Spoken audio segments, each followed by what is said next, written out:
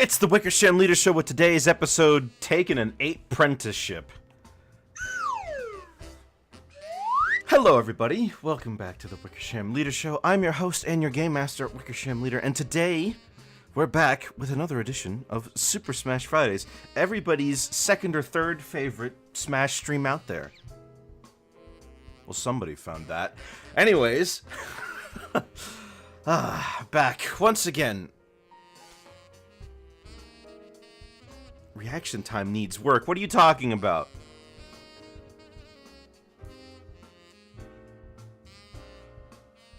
I know what I'm doing.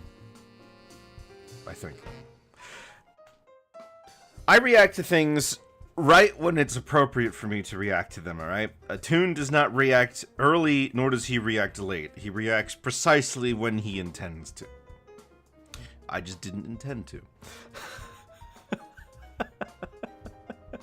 In any case, it's another day of fighting people in the virtual realm. Another day that causes me to weep openly. You know, on some level, I guess I have to wonder if Smash has me in like some sort of Stockholm Syndrome. It lures you in, right? It lures you in with your fun characters. You weep what you sow. Indeed. Wise words from a wise man.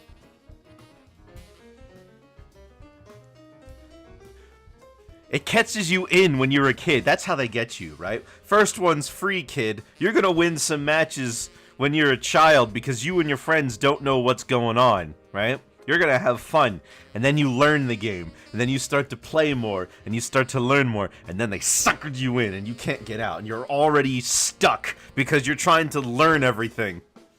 Locked me into a GameCube controller when I was a kid. That's rough, buddy. I'm sorry to hear that. Now that I know how to play, but then you know how to play, and it starts sucking, because now you know exactly how much further you have to go, and you can't just call your opponent stupid and claim that they're not playing the game the right way. Because you're trying to play the game the same way they're playing it. And then you could just, but then you pivot to saying things like, if you're a Steve player, you don't deserve respect.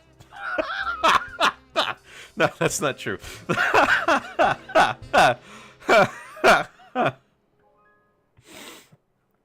Oh, gosh. Alright, oh, wrong menu. Let me open up the game. Get my fingers nimble and practice a little bit, yeah?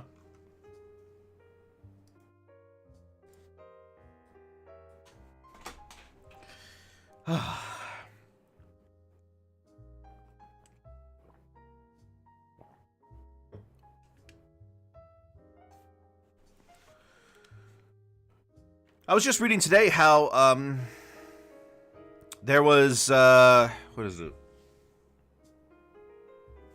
Nintendo just all of a sudden made a new ad for Smash Ultimate, kind of out of nowhere.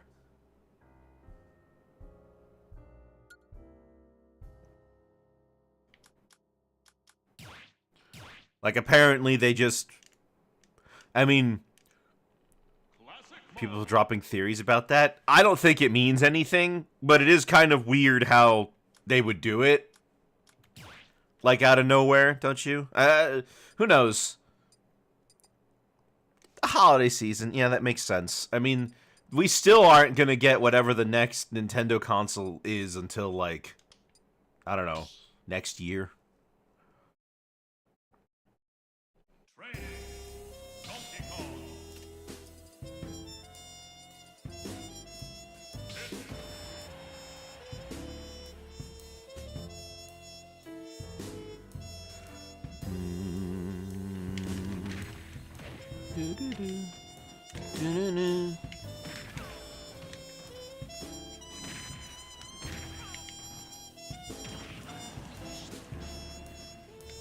Yeah, that's how it's gonna go in a real match.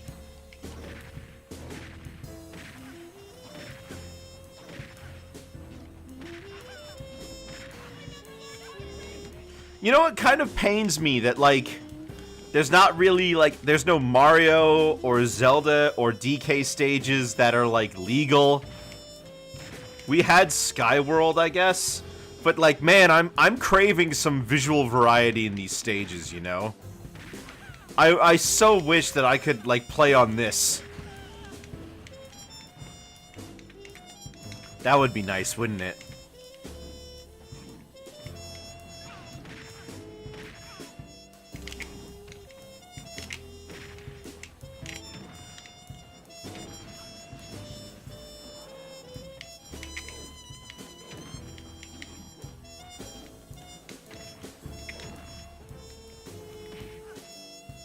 Maybe next time we get all the versions and a better stage select option. Yeah, like, what if instead of having one battlefield in our stage select, we have the option to set it to any random Battlefield or Final Destination version when it picks those stages. Wouldn't that be nice? I mean, we have all of these different, like, stages with different music and different environments. Small Battlefield versions while you're at it. Ooh, yeah. Ooh, yeah, hazards on and off. See, the problem, other fighting games don't have this issue because their stages are all virtually identical to each other.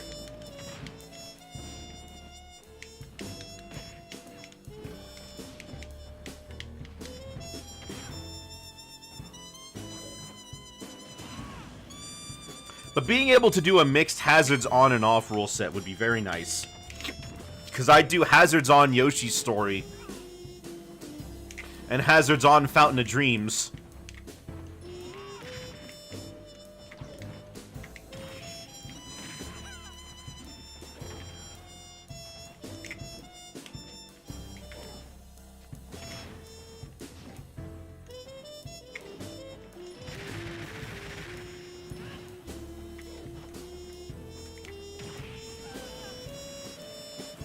But then again, this is stuff we've been asking for years now. Come to think of it,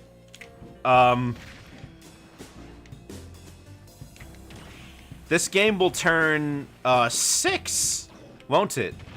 2018 to 2024, that's 6 years. Yeah, this game's gonna turn 6 this December.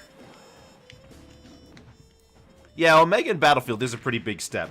And they're a lot more homogenized. Well, in general, I also think the application of Omegas in Smash 4 was kind of a misunderstanding of the Smash competitive scene anyways. It's not that they want to only play on Battlefield and Final Destination. It's not that they only wanted to play on Final Destination. It's like, you know, we want more stages. It's just there are a lot of stages that we can't play on because the gimmick of the stage prevents it from being usable. And I guess that's the other thing. They'd have to worry about Final Destination versions of the stage with the 2D. Any stage with any from a pool of platform layouts. Alright, now I think you're getting a little ahead of yourself.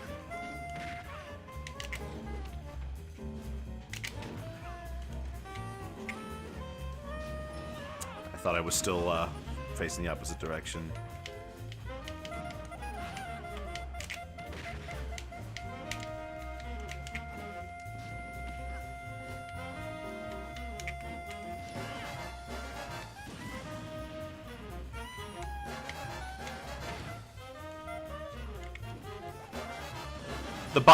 The bot footstooled me.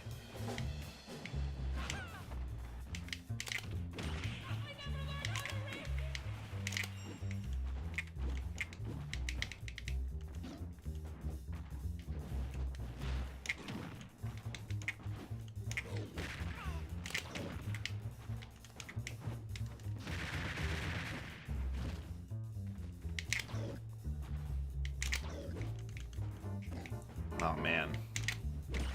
I really need to get my slingshots down.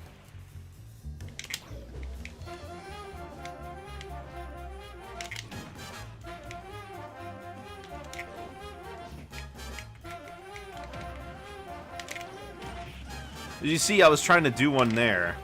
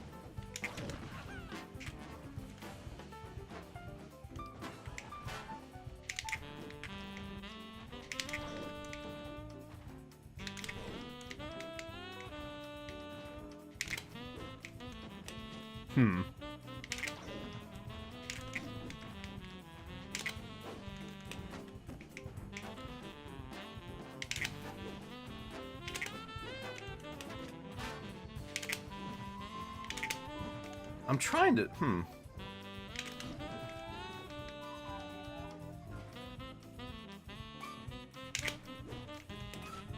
I swear I'm doing the input correctly.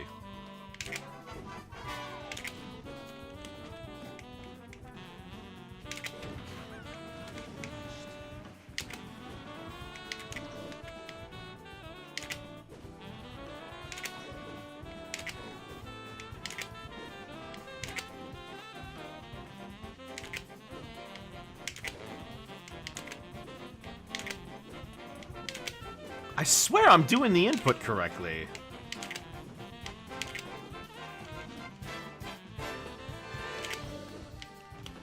I was doing it just a minute ago.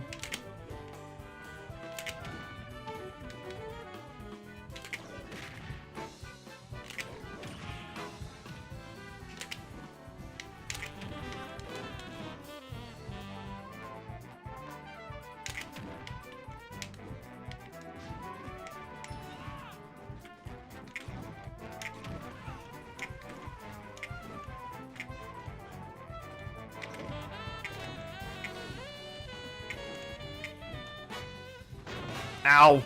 Thanks. I'm trying to focus here, excuse me.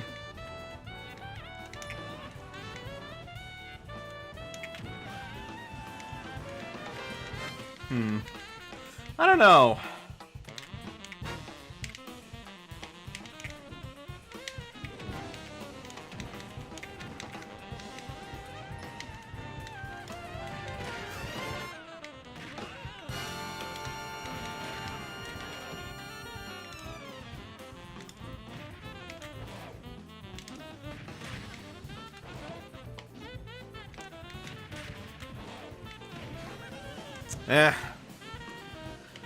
I don't really know I don't really know what I'm doing or how to train properly, I should say. Especially since, like, as I keep finding over and over, every time I want to practice Smash, the in-game training tools are not nearly adequate enough for the things I want to do with them. Also, training is a skill like any other. Learning how to train properly is something I need to also know. It never ends, really.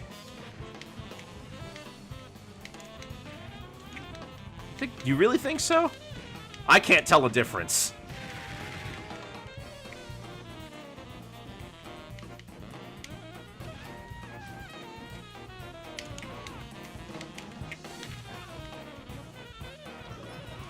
Wow, he keeps going really deep there.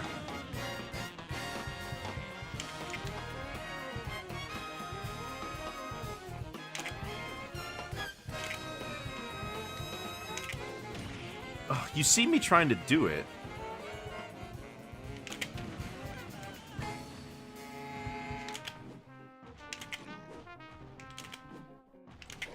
I guess I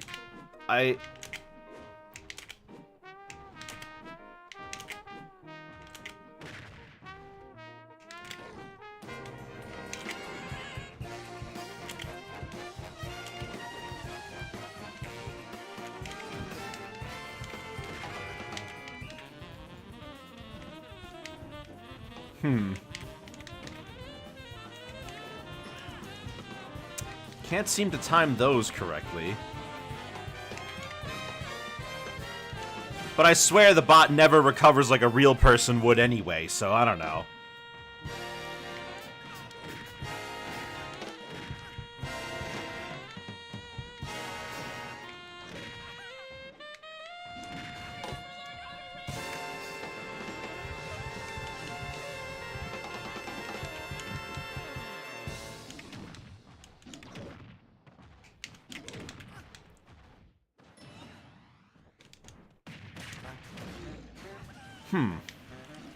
That could work.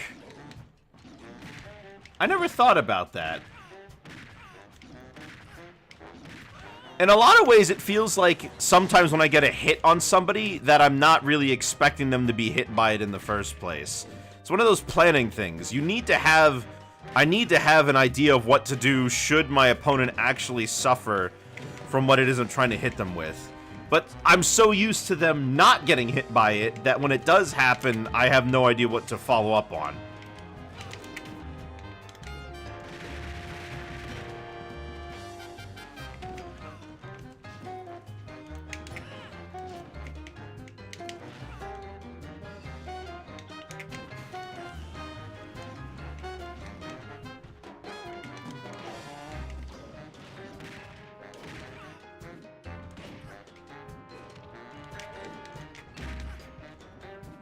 Alright, I think I'm warmed up as I'm ever gonna be.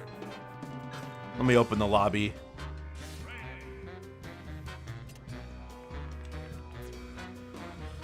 Bum bum bum bum bum ba-dum bum bum bum bum bum bum ba-dum bum bum bum bum bum bum ba-dum bum bum bum ba-dum.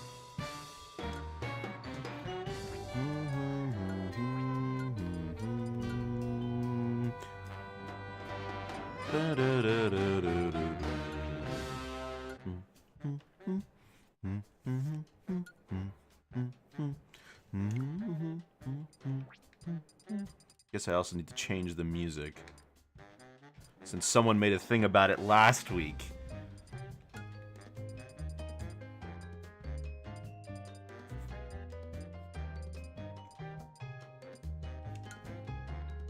There, the DK rap. That's what you guys get.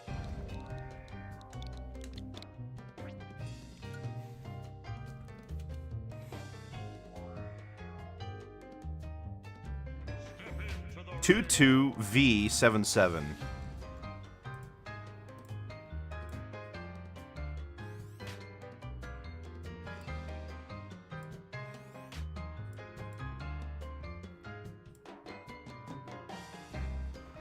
V77. Bum bum bum bum bum bum bum. Sword fighter. Ooh.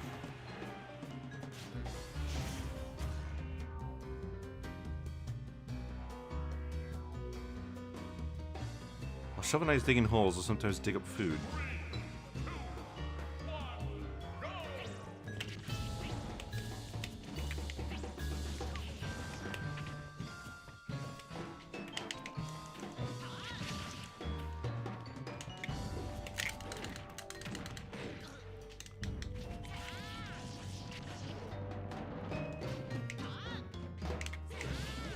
Oh.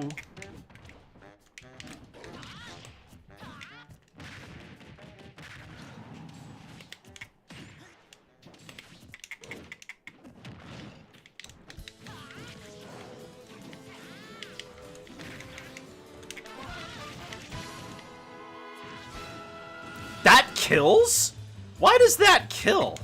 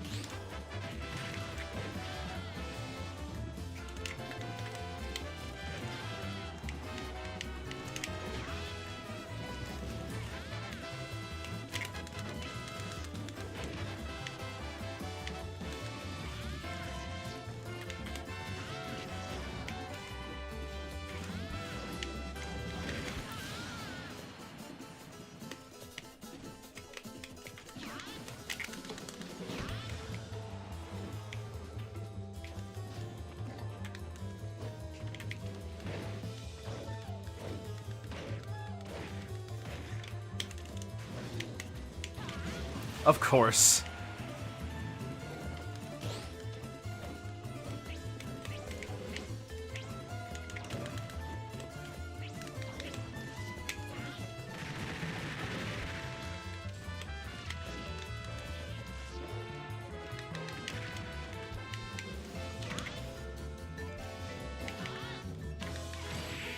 There we go.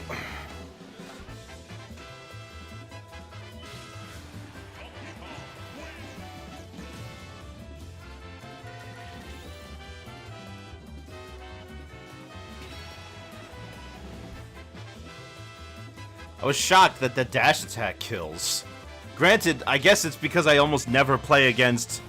I almost never ever play against Mii Sword Fighter.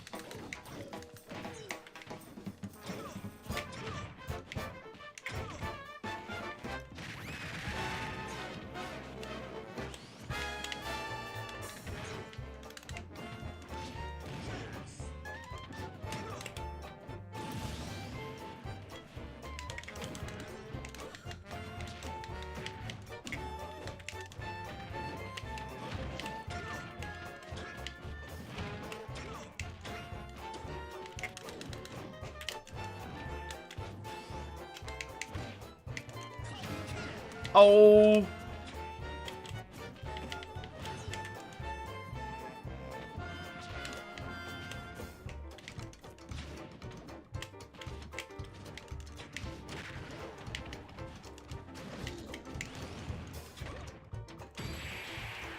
Did you see how many times I had him? But it was luck that got him out of it?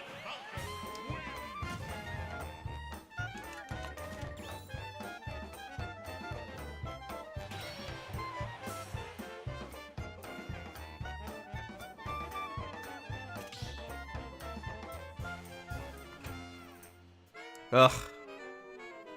I had him, too. I knew what he was going to do. I would correctly predict that he was going to do it. But well, I don't know if it was input lag or what, but it just DK would not do the right thing at the right time.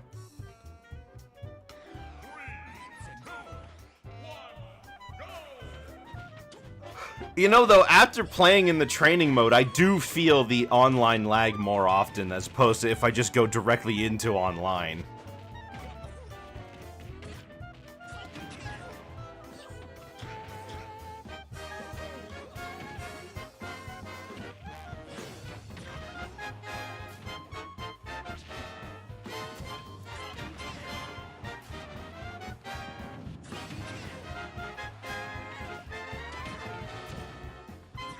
I think I'd really feel unless I get to play offline regularly again. Well, it's like one and then the other, and I mean, I guess I'm always playing at a disadvantage because I'm always looking at the footage through the capture card anyway.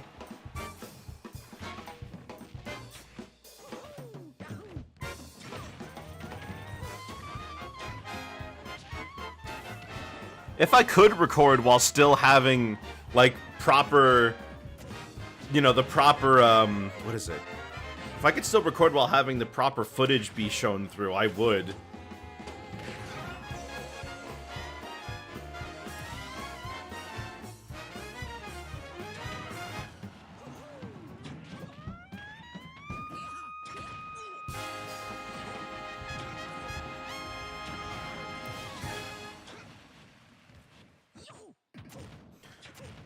I guess I wonder if that's the reason I play the way I do, is because I'm always playing online. I'm almost forced, essentially, to play in a way that I have to predict what my opponent's going to do. I can't really do things on reaction.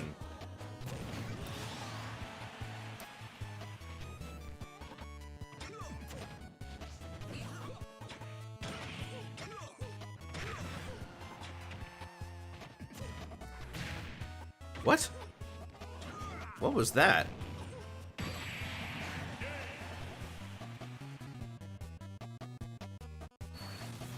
What happened?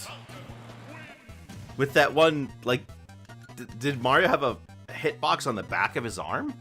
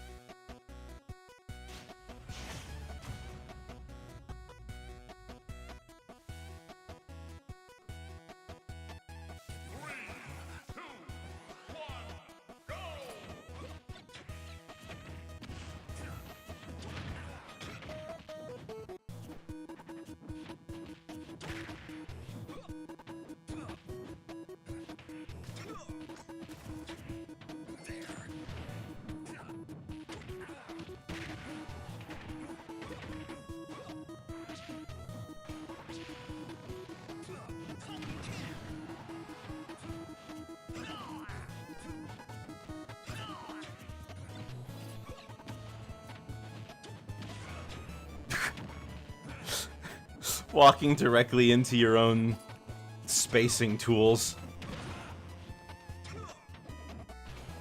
Unfortunately, Captain Falcon doesn't seem to care about your spacing tools, since he just goes immediately over or around them. But Falcon. An old nemesis. A character I can never seem to escape. That never ever has a playstyle that isn't always press every button and run up into your face as much as possible.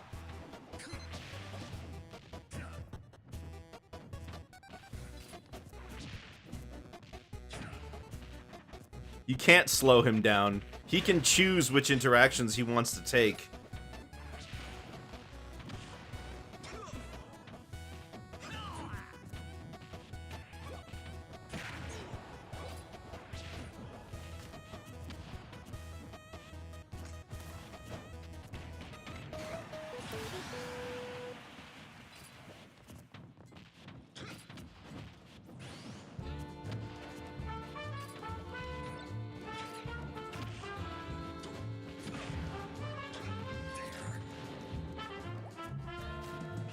You know, I should actually get around to streaming Final Fantasy VII at some point. Maybe I'll do it after Zelda. It'll be a nice excuse to pull up the PS1 again.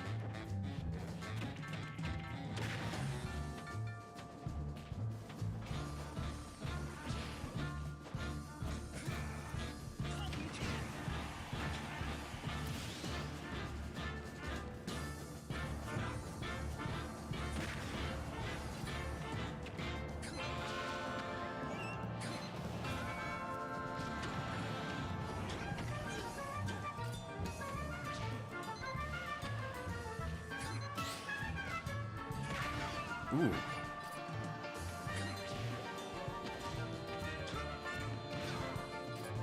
Come on, get one. You deserve it. There we go. Good job, Dalrug.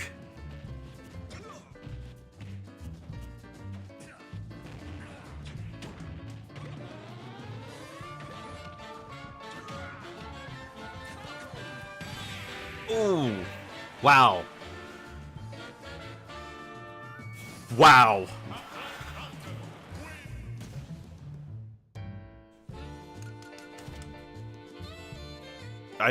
Wow.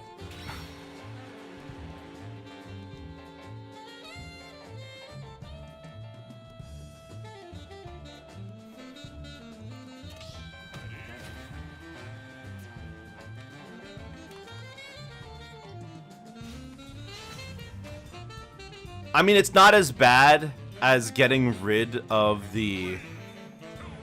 It's not as bad as, like, if you got hit by a, like... I don't know how else I would describe it. A full odds Warlock punch. But getting hit by a reverse... Falcon punch isn't much better.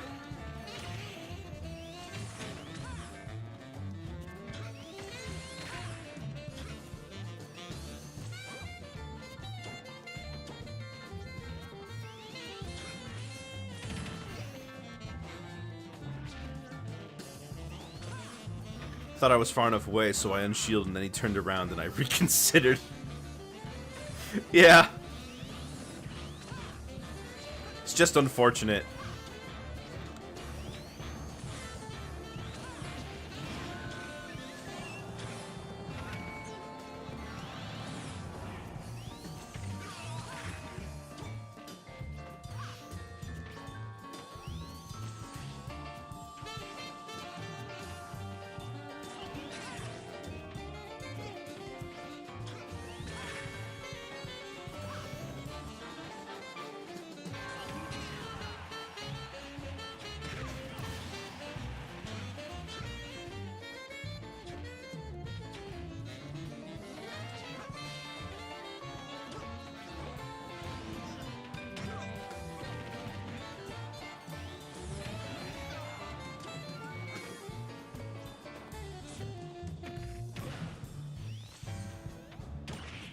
Oh, jeez. Right on the noggin. Oh my gosh.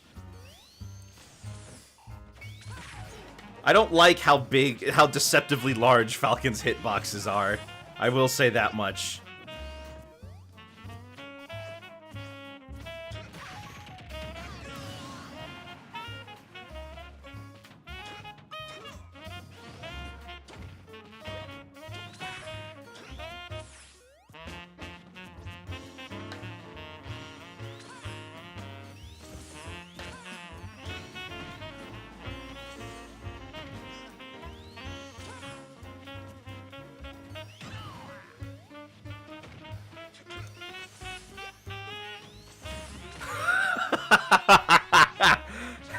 I guess it just depends on the character you play, too, though, doesn't it?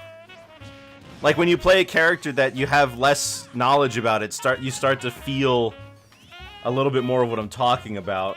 Because the characters you do play like to create space a lot. Except Ganon. Ganon's kind of an outlier for you. Because the rest of the characters you play normally have at least one really strong projectile. Although, to be fair, you do play Mii Fighter without... Well, fire is strong against me.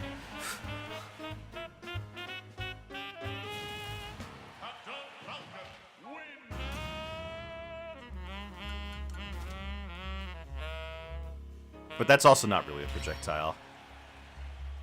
I was about to say, you don't usually use shot put, so I guess it's different.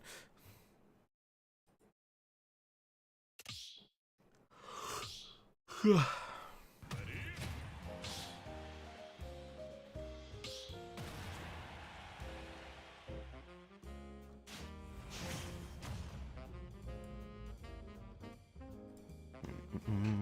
for Pete's sake.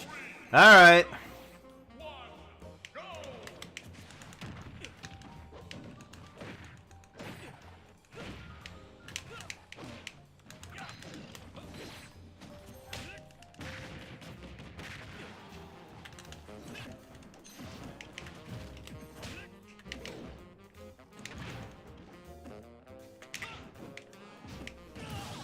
Alright, I'll take it. I'm actually a little surprised you don't put shot put now that I think about it. Every Mii brawler uses it. It's one of the best projectiles in the game.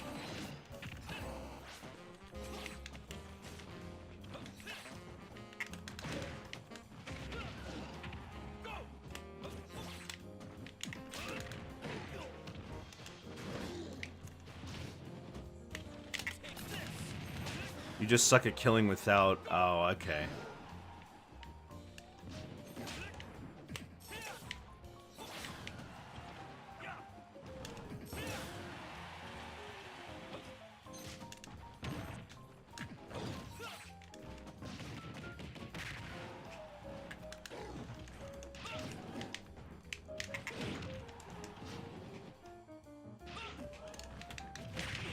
Ooh.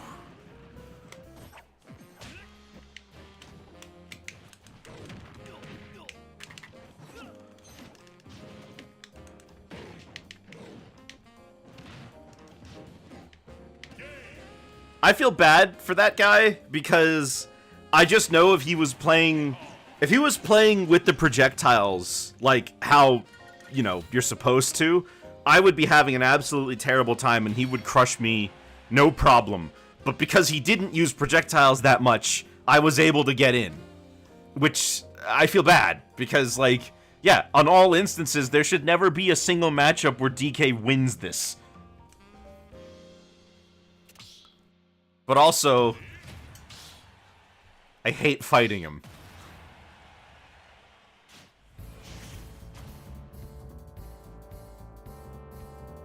Whip only, no camping, all in. He did use projectiles. He used one holy water.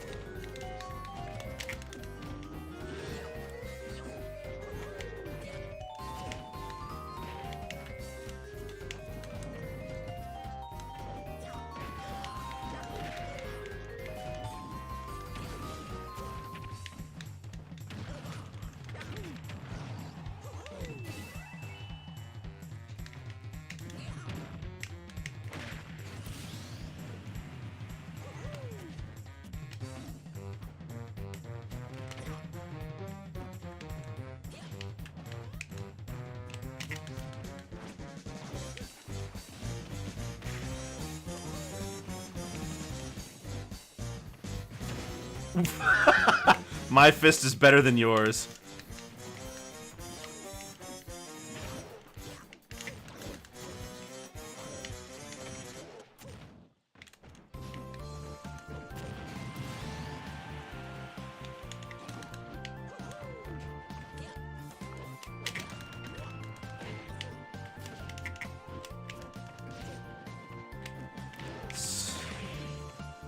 Okay, sure.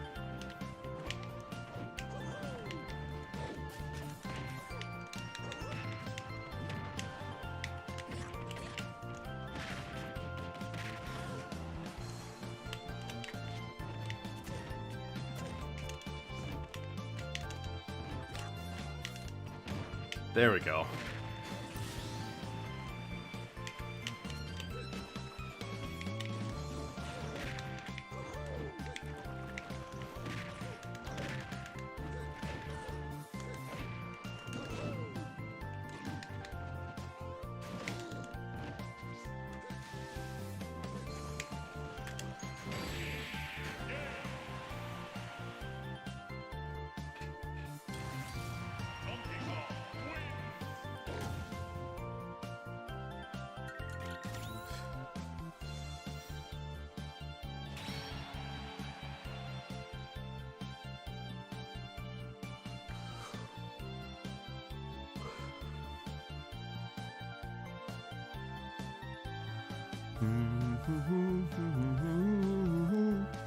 It feels embarrassing when you like when you like see somebody who like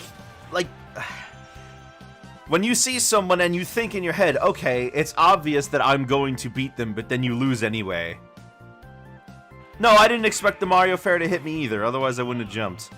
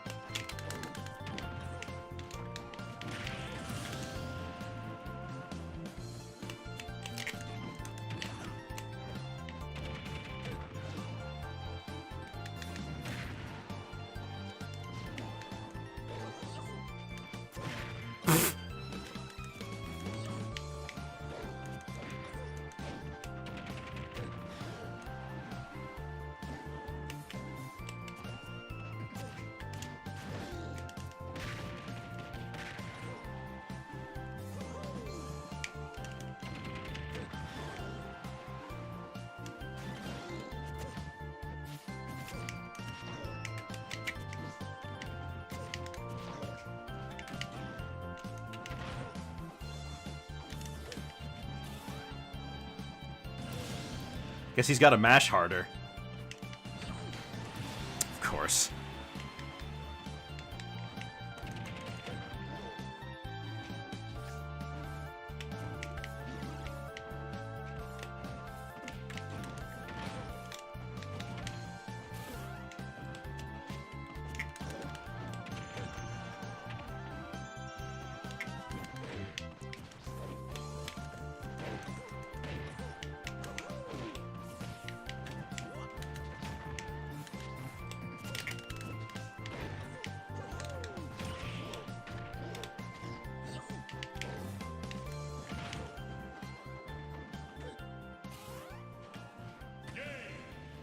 I didn't even have to throw him very far.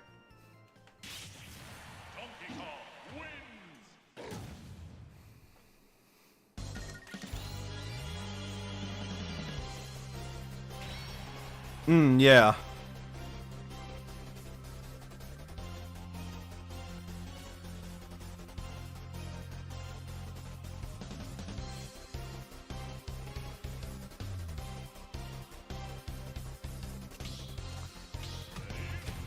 Alright, last one.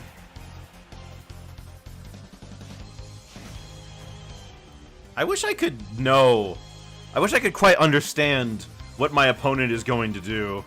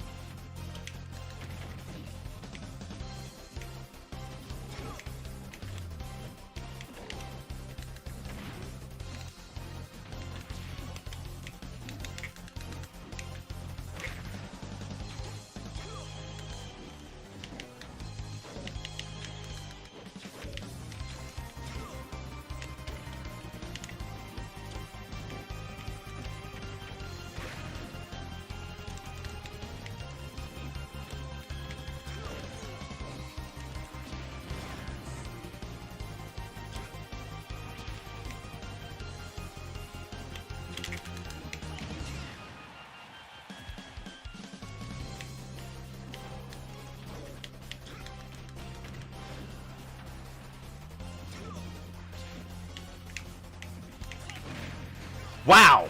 Wow, that worked? Okay.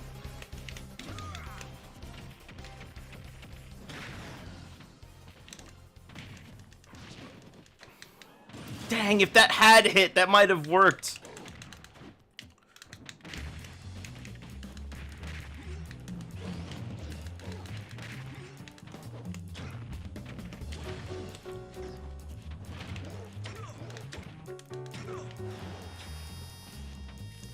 For Pete's sake.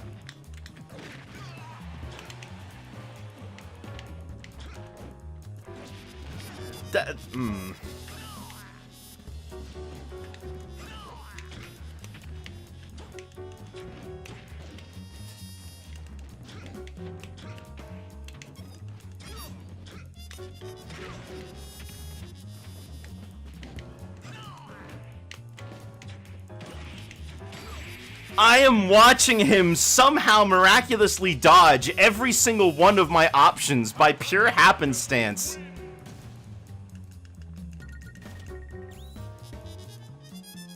Try to catch his landing with Spinning Kong, like watching him jump 3 or 4 times in the same spot, but the one time I try to catch his landing, oh, that's when he would happen to move out of the way. No, of course.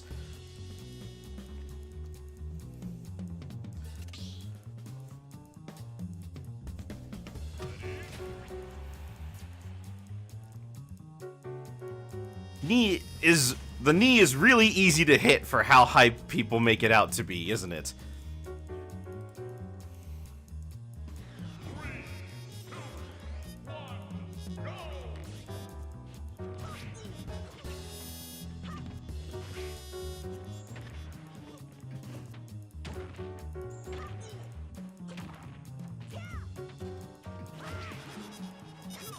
Well, whatever. Oh, you know what? Who saw the Nintendo Direct about the Donkey Kong section of Nintendo World? Because I want to talk about that a little bit. I think they're doing an amazing job with it, but I can't wait to see the Florida version.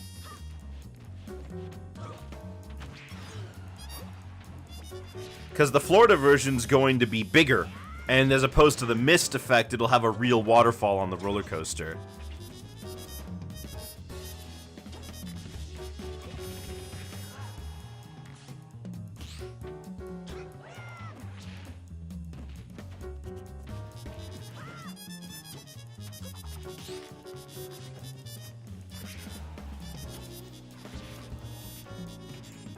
Well, I don't know if I'll ever be able to go. I might die without ever experiencing it. If I could die.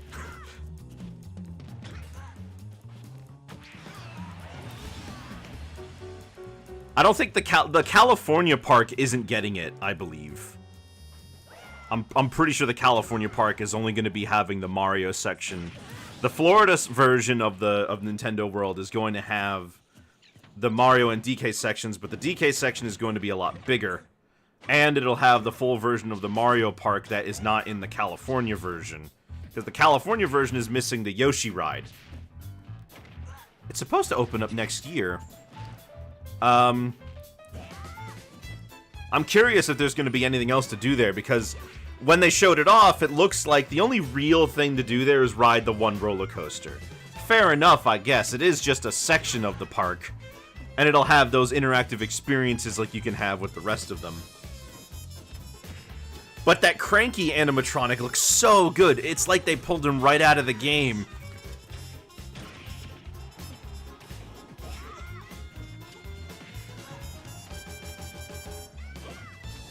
I wonder what he'll sound like in English. It does leave the track for a short time. They, well, don't tell anyone. But the track that your cart appears to go on is a fake track. It's not the real one. There is a track below the cart that it's actually riding on. And it does that so it can make it look like you're doing jumps.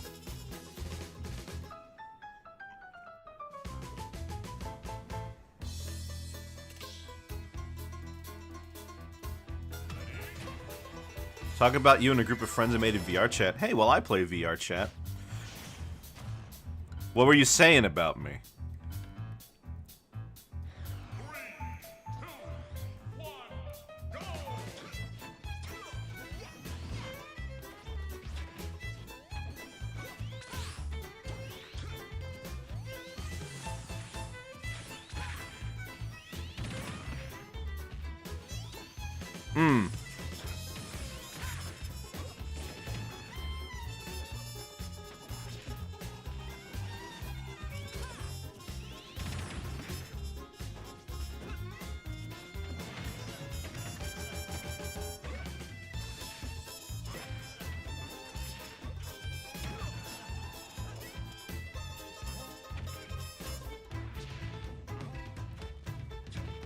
Man, he could have made it back if he just did the up special again.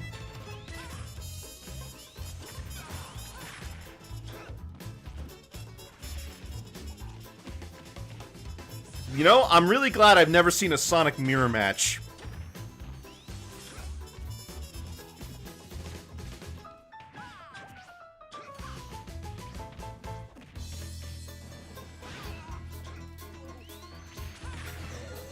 There it is. Wow. Should homing attack, like, allow you to go up and over? It doesn't in the games. You can't really homing attack things that are above you in the Sonic games.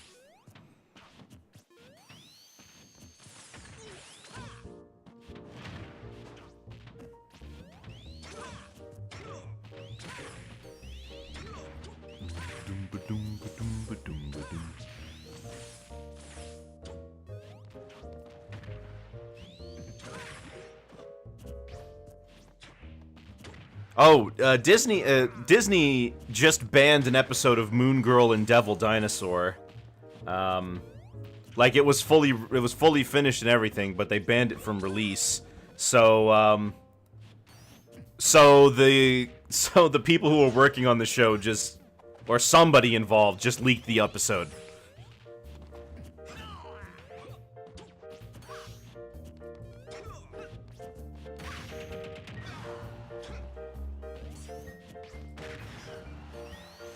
What was the controversy? It's about a trans person.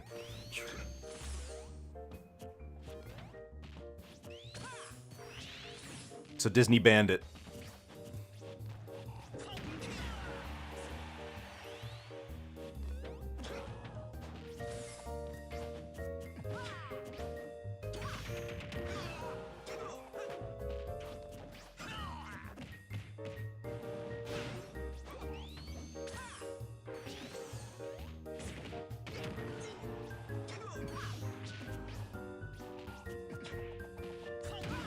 Ooh.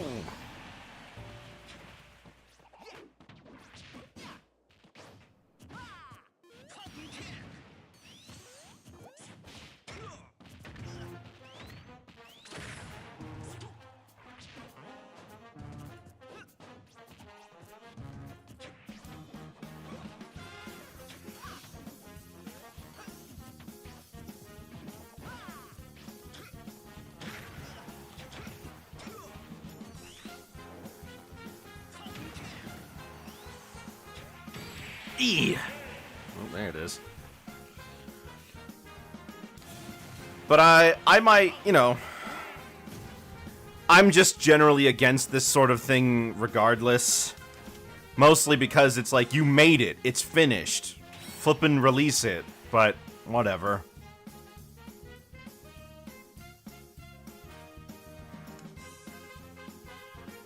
This was already a show that was having problems because they already canceled the prospects of another season, which has been something that's been plaguing the animation industry as a whole.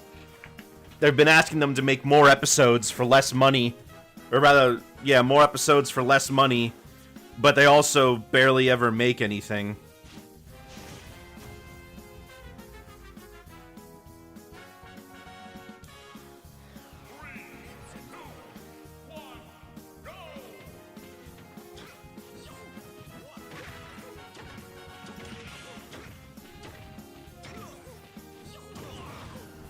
It's a real shame, is what it is.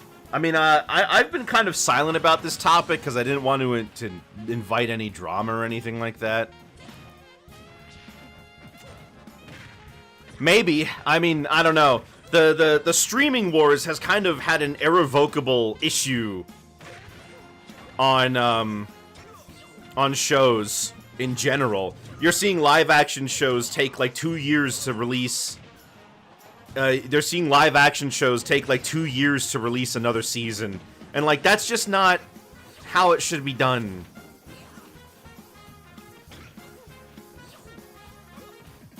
And all the companies are now saying that streaming is actually not making them as much money as they had hoped. Think it should be faster?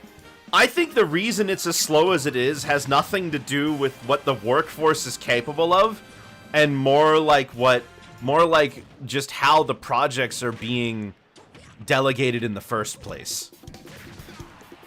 But yes, I do think it should be faster. Because these people who are making the shows don't have any guarantees that they're gonna get work.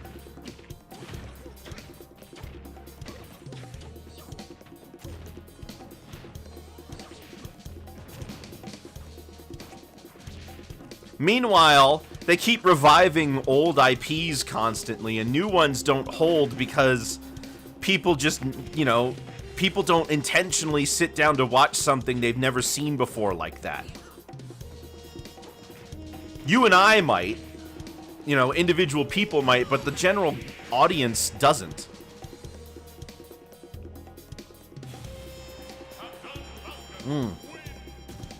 Yeah, of course, there's a balance.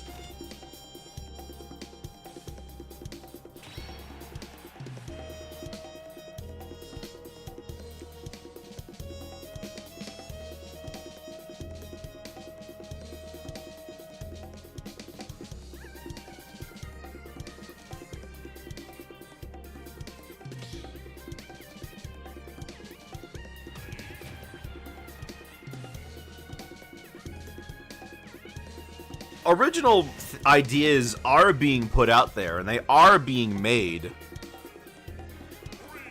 But if it's all, you know, but if you're not like showing it to people and it's entirely up to the... See, the benefit of having a TV station was that you got exposed to something you've never seen before because you were already watching the TV, right?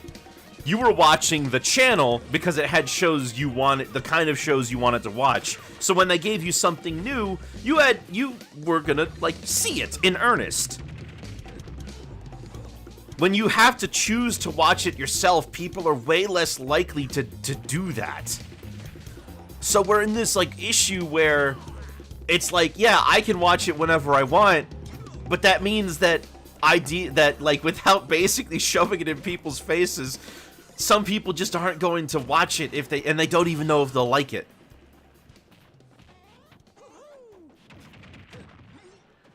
Some people say that the solution to this whole thing with how the projects are being delegated, how much money is being thrown around, the production scheduling issues, that the solution is to go indie. But the solution is not to go indie.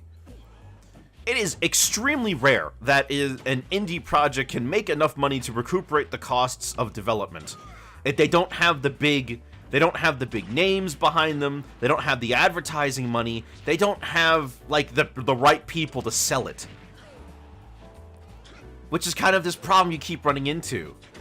We don't want to be shackled by what some higher-ups may say, but we also want somebody who can actually tell people that our show exists.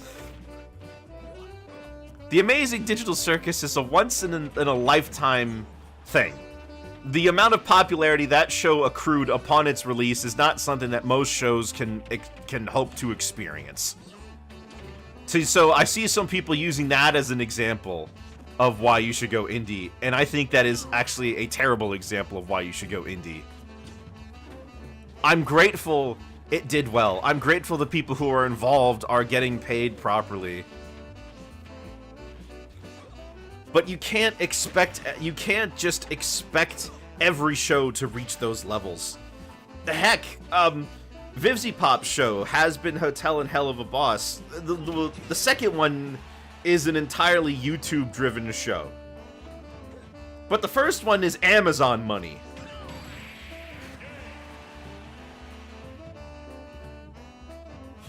So that she's got like a name. She also worked for Kesha in the past, and that's how people found out about her.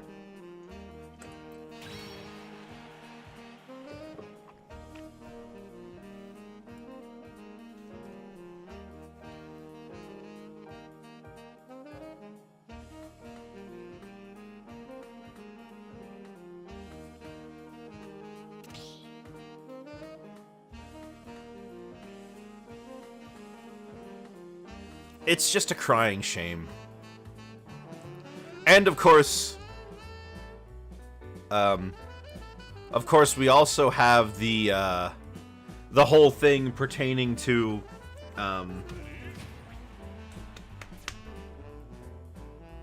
Oh gosh, what was I saying? I was talking about Digital Circus, I was talking about VivziePop. I was talking about... Oh yeah, and Glitch Productions in general is the guy behind Digital Circus. They have money. They came from money. The thing, ultimately, the problem we see oh my gosh. Ultimately, the problem with this is that there just isn't enough money going around. It all comes back to money. Money, money, money, money, money, money, money. I'd love, you know, we all would love to be the kind of person who can pursue our passions and do the things we really want to do, but we have to make money. I'm sure a lot of those people would love to have made these shows without the without any sort of overhead or issue about having to worry about it being successful when it has to be.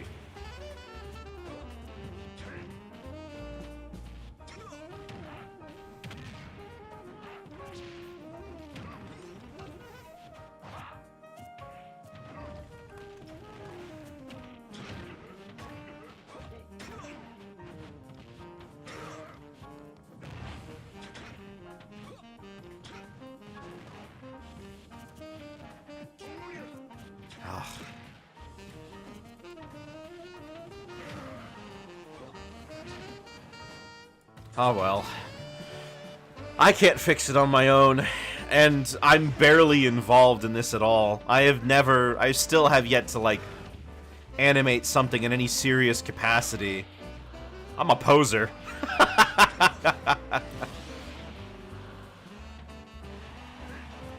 There's always things you wish you could do, right? Always things you wish you could pursue.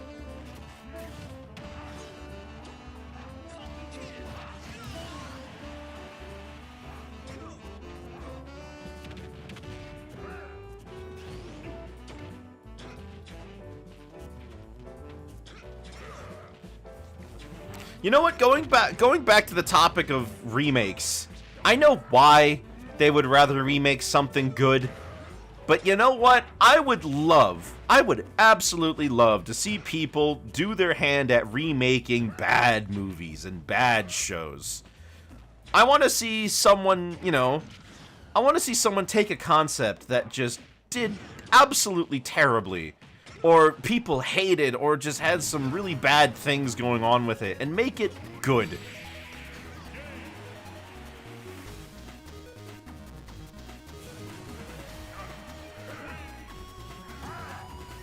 Also, wow, I'm surprised that you won that.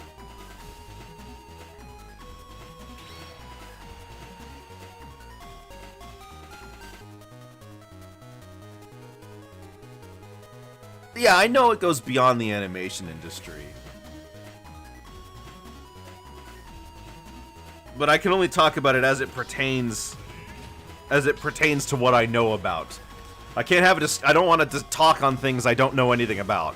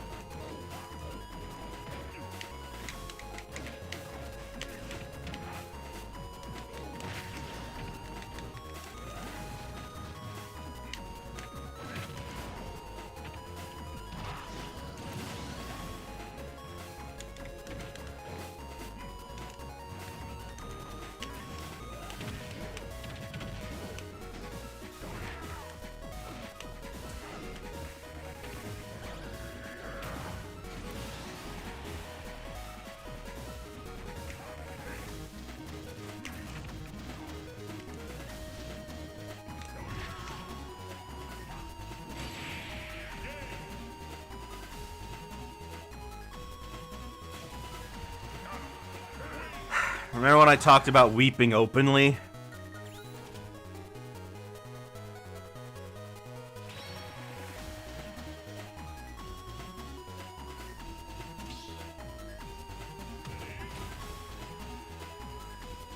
That's not just disappointing, that's not just sad, that is wholeheartedly embarrassing. A match like that should never happen to me at this point.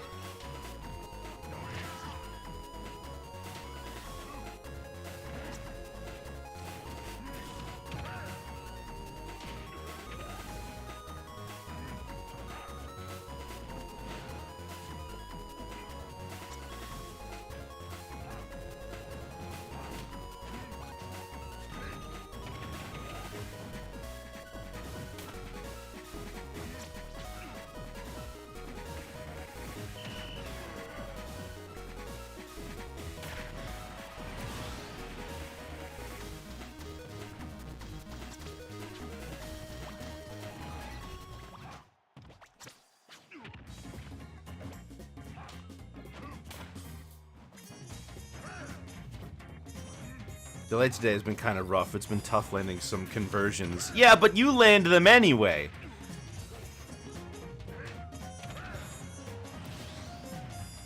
You're good enough that it doesn't matter.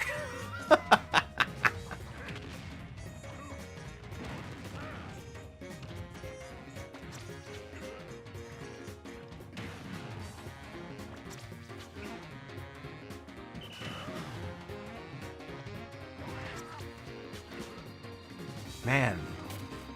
Crazy how long... with like another year coming to a close pretty soon, it's crazy how long I've been doing this, huh? This year is 7 years.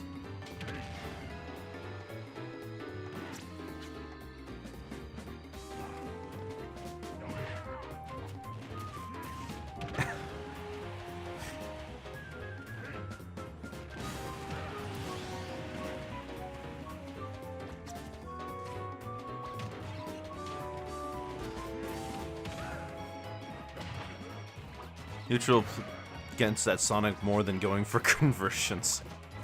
Yeah. But that's what Sonic does. That's not what lag does. Not that lag helps.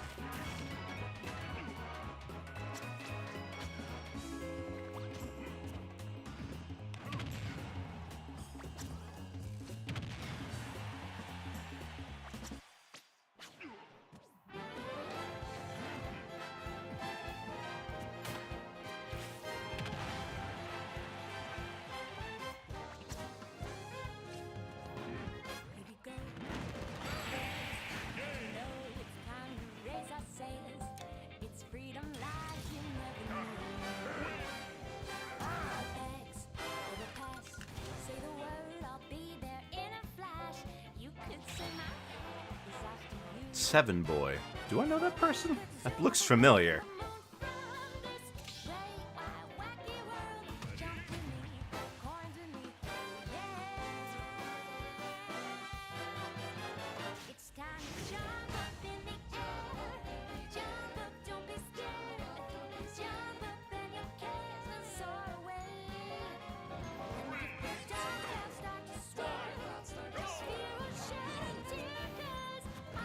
You know, if they changed Ganondorf, I don't think I would mind if they got rid of Flame Choke and replaced it with something else. I hate that it's a 50-50.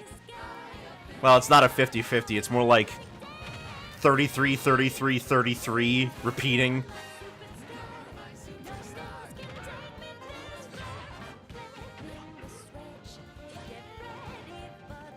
Roll forward, roll back, do nothing.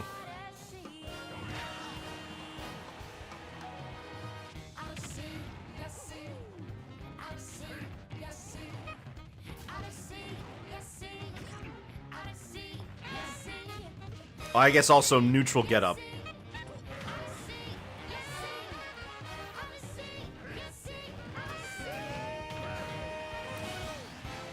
That's 25, 25, 25, 25 then.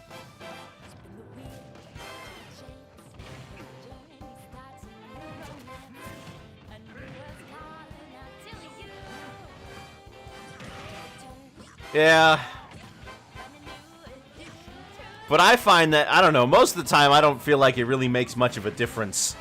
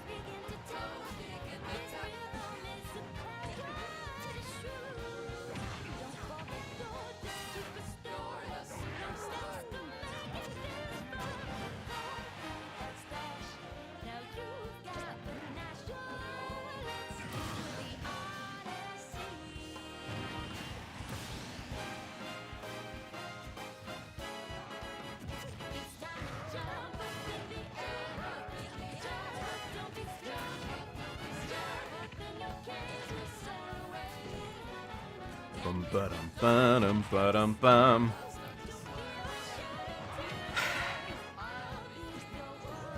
I'm hoping that release date that Netflix leaked for the next episode of Digital Circus is actually true, because boy oh boy, I would absolutely love to have that one come out sooner rather than later. That didn't even hit Mario.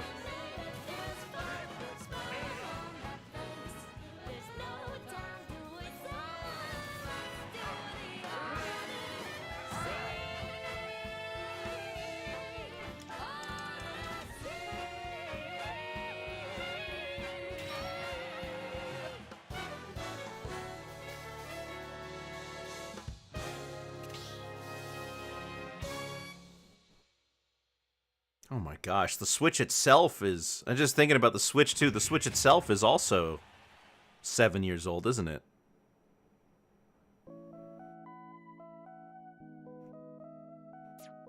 Wait, when did I start streaming? I didn't start streaming in 2017. I started streaming in 2019, didn't I? No, I can't remember. I think it was 2019. Oh! Okay, I don't get to watch this one.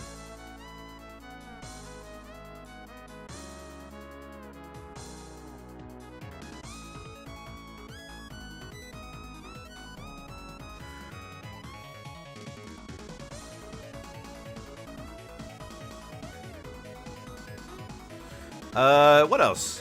Oh, today is apparently the 28th anniversary of Space Jam. That's something.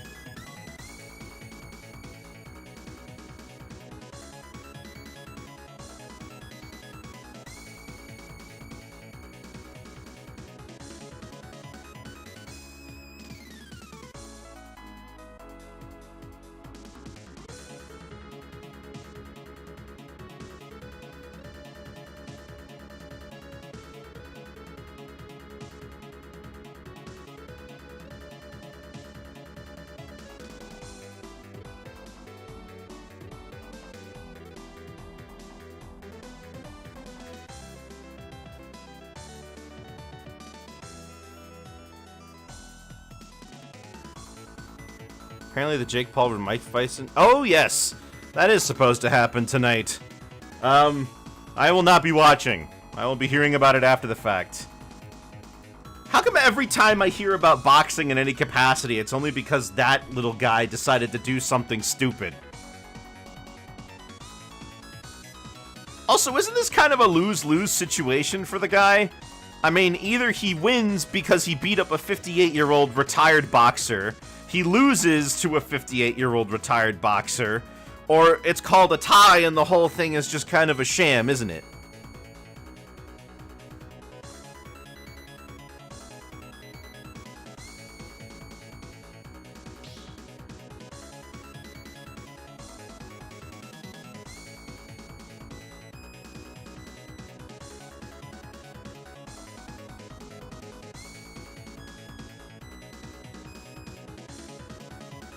Who's Jake Paul?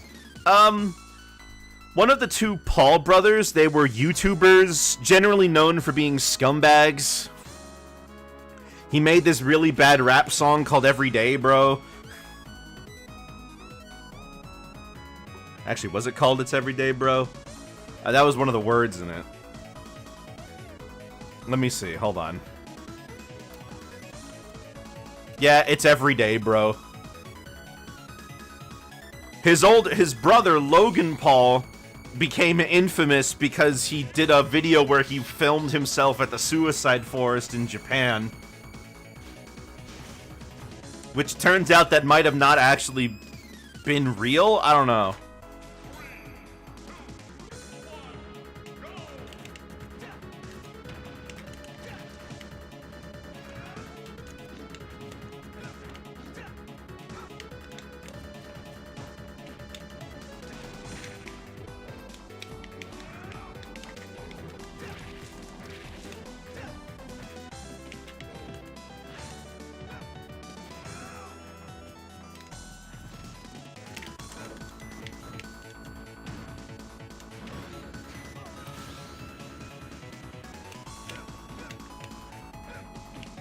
He got into box, but like when Jake Paul got into boxing, apparently he's been doing all right, I think.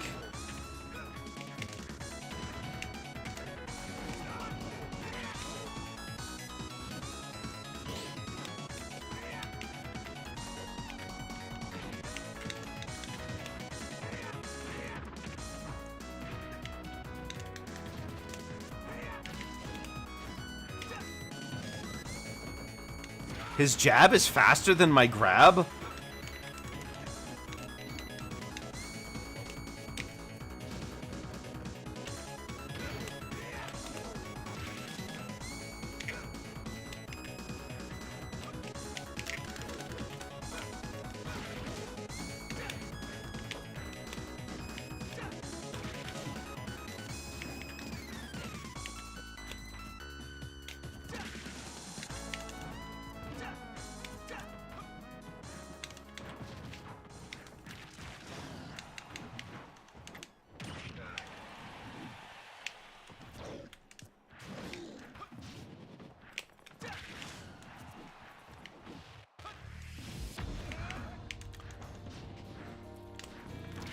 I can't believe that he can make it back from that after using that move.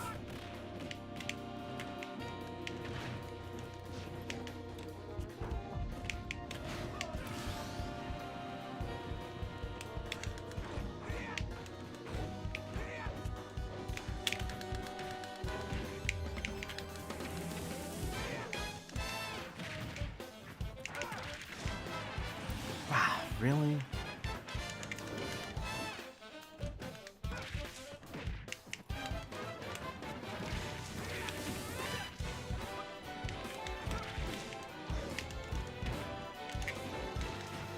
Really? Oh, really?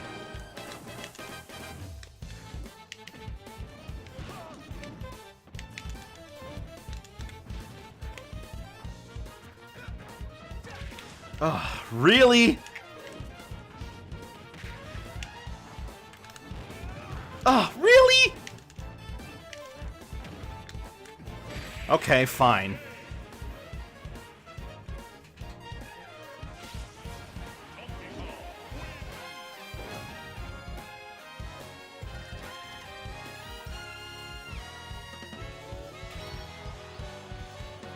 He must have just let me.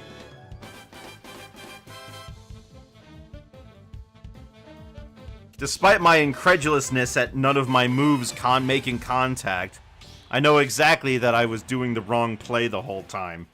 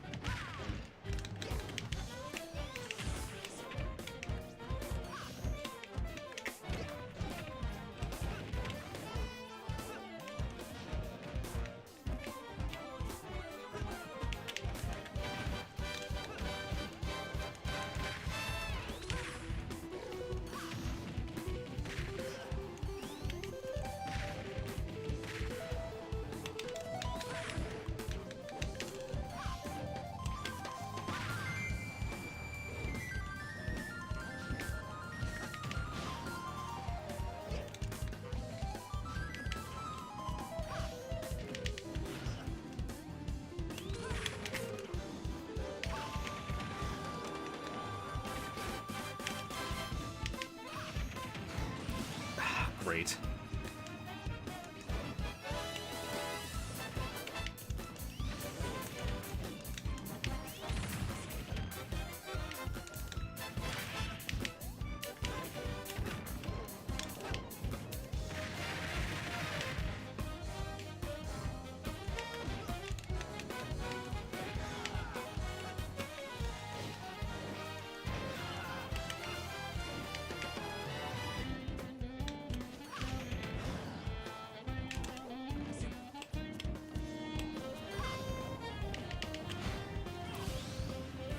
There we go.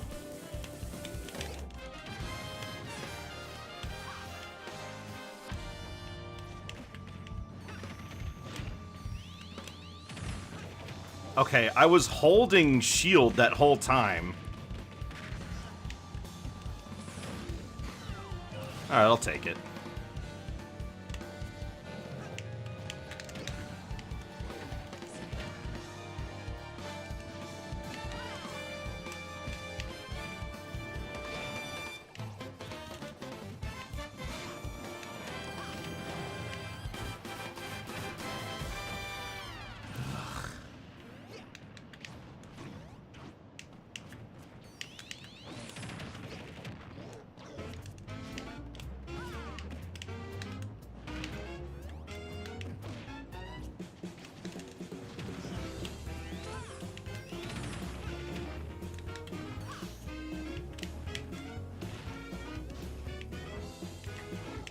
There we go.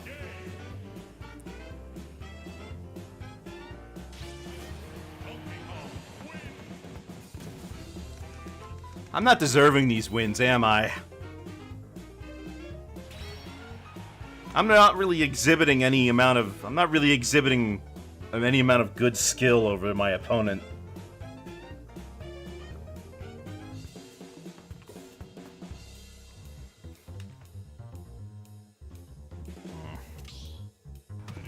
It's online, nobody is. Well, that can't be true, because if that was the case, then Congus wouldn't be consistently winning.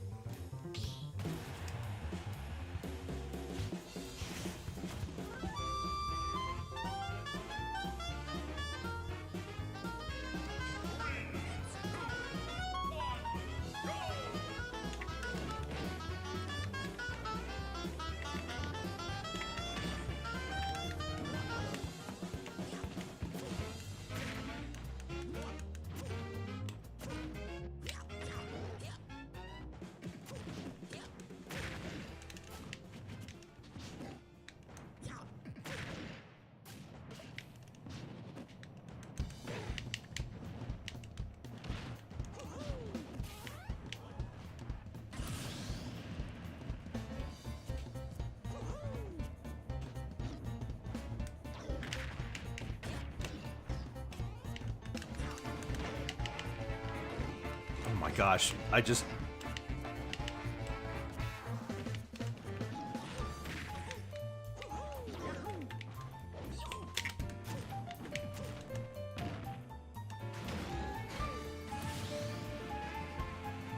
I don't know what's going on in this match. I feel embarrassed that I'm playing this badly right now.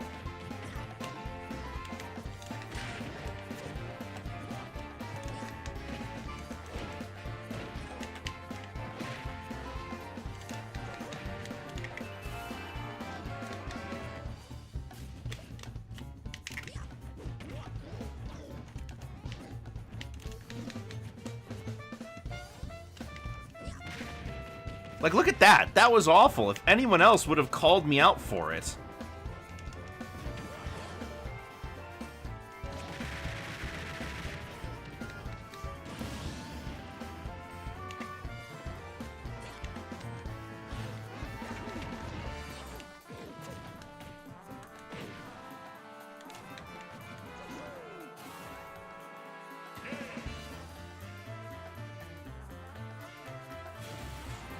I don't know. Just doesn't feel right.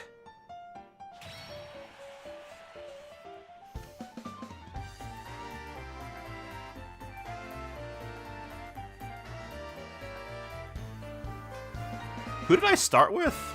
I forget.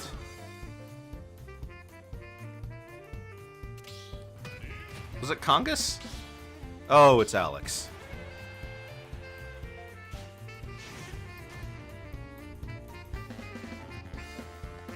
Okay, so it was Congus.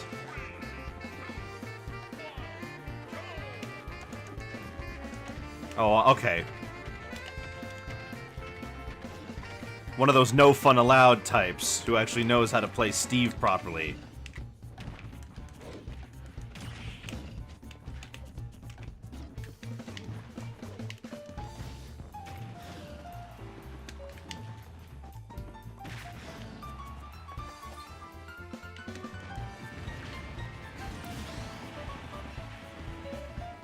How can it be intentional that... How can it be intentional that, that Steve doesn't take damage when he uses that down special while sitting on top of the TNT?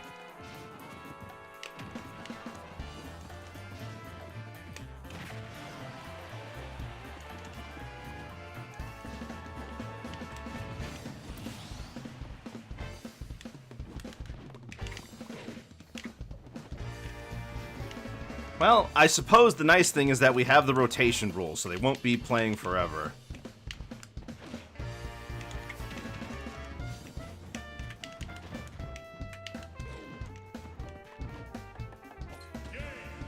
Juice Box is the name of Hungry Box's online tournaments. Well, I don't think it's not Hungry Box.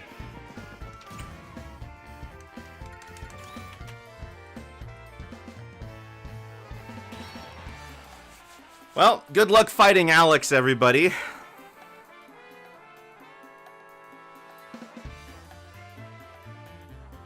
I'm sure it'll be about as fun as plucking porcupine spines out of your skin.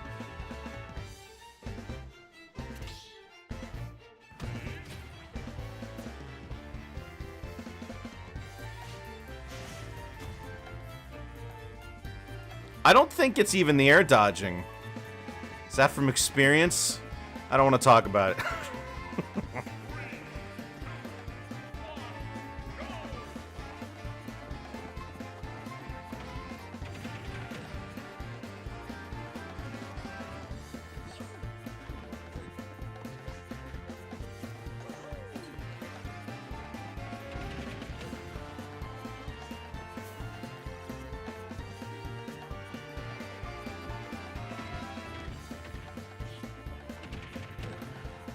Wow, I'm surprised how much Dr. Tornado was working.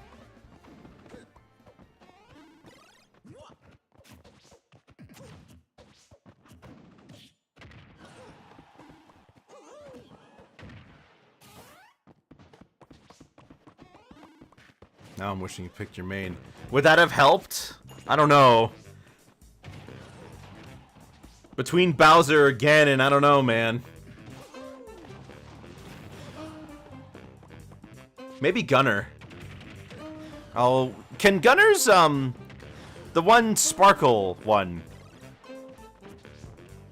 Does Gunner's, Sparkle attack go through walls?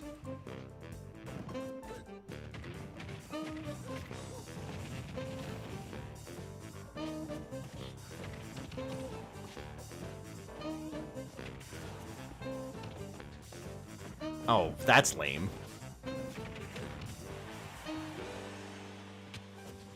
What is that attack actually called? Wow.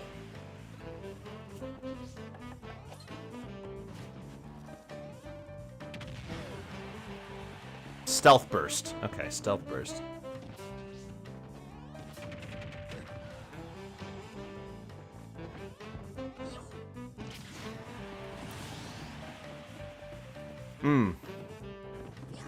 Oh, Mario was in the blocks.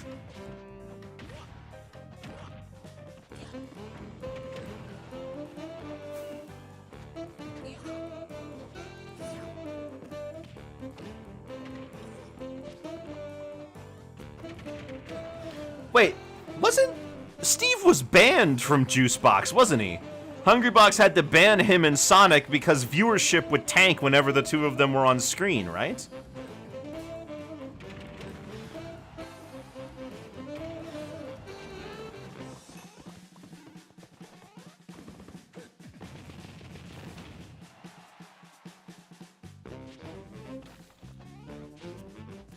Maybe. I mean, it could just be a coincidence.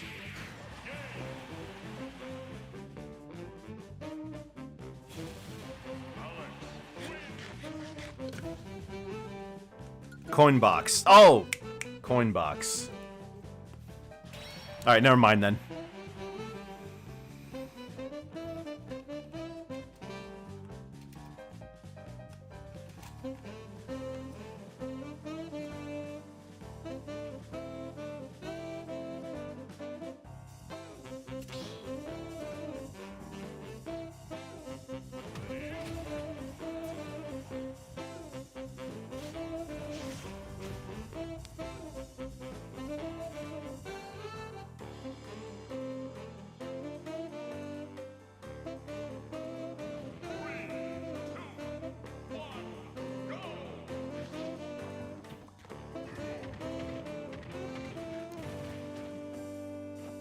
Oh, and unfortunately you picked K. Rool.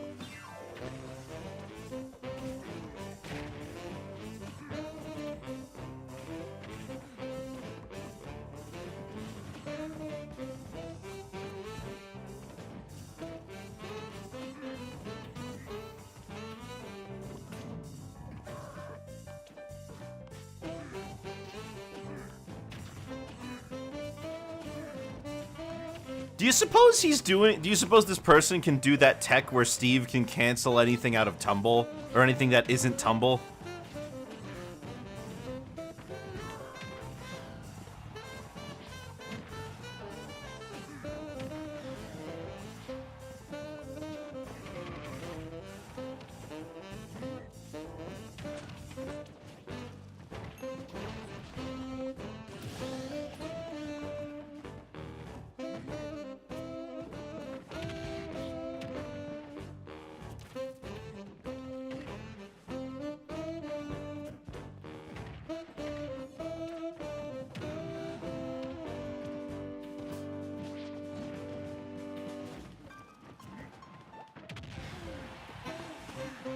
Steve can use it to nullify Sora combos. Oh yeah. How reliable is that tech anyway, by the way? Because I remember seeing a lot of people discussing about the prospects of how usable it actually is. Oh.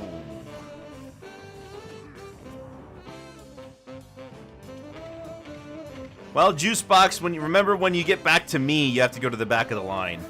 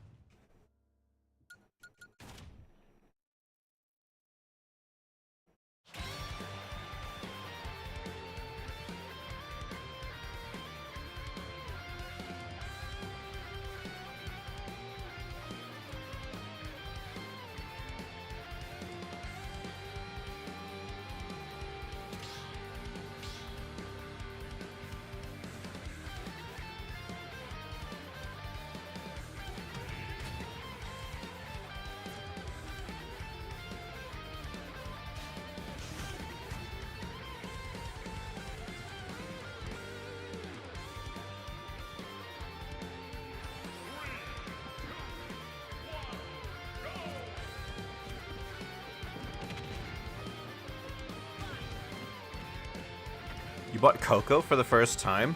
What for? Like hot cocoa? Or do you mean like cocoa beans? Oh, okay.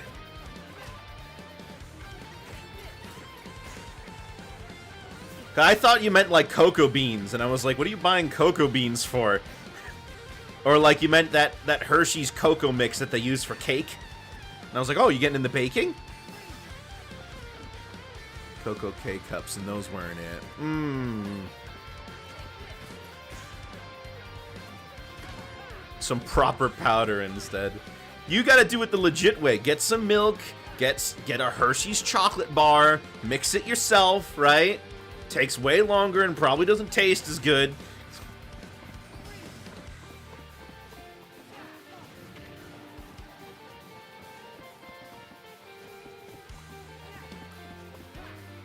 Yeah.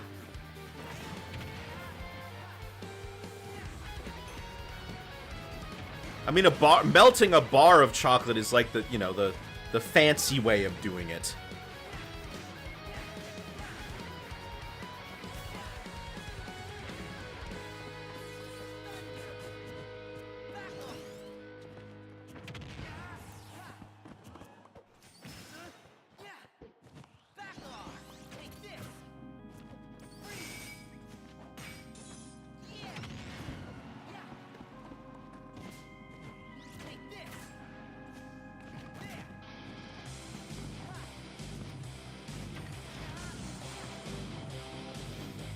Oh boy, let me tell you, I sure am glad that the whole election nonsense is over.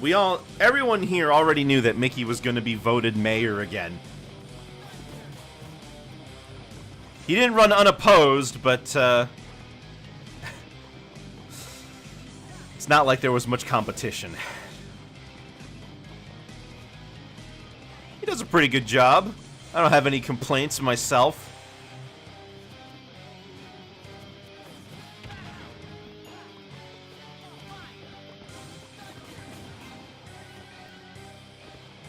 Although there are some people who are still rocking their Make Toontown Funny Again hats.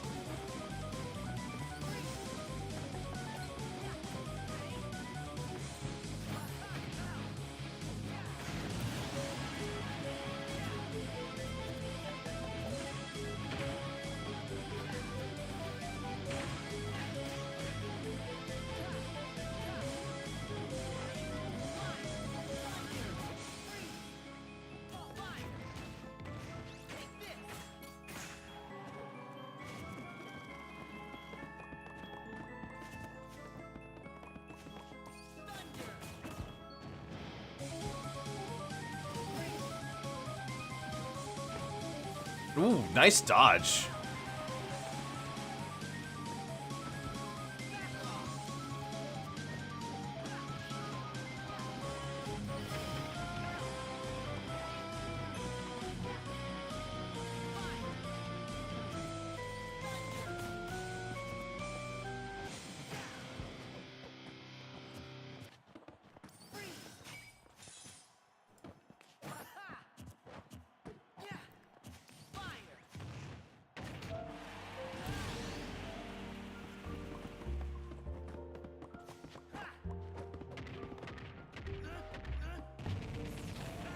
jeez, Louise.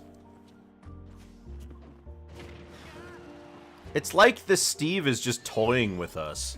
They don't take it seriously at all. They know their character is absolutely overpowering and can't be touched.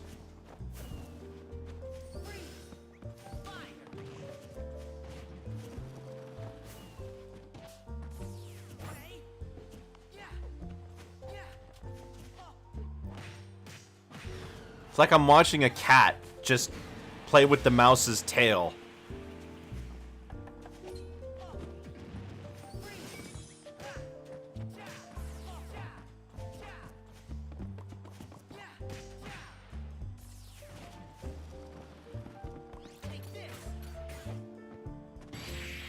Oh, unfortunate.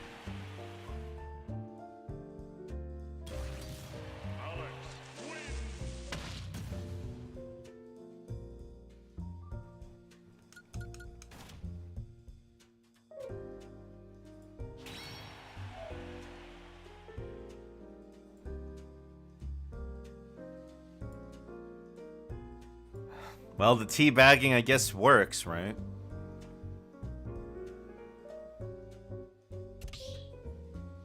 Makes all of us upset, because we know they're just rubbing it in.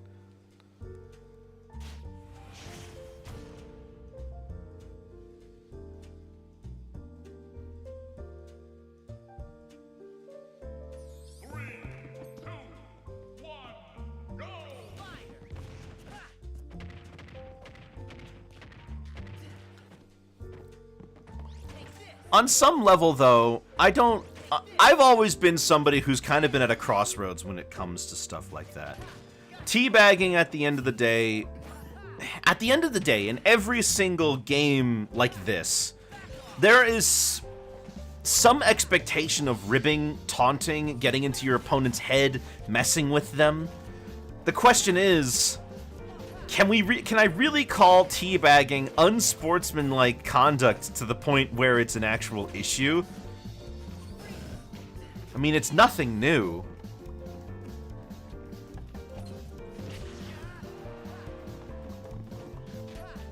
It does make me angry, but it's supposed to. Did he just made a penis.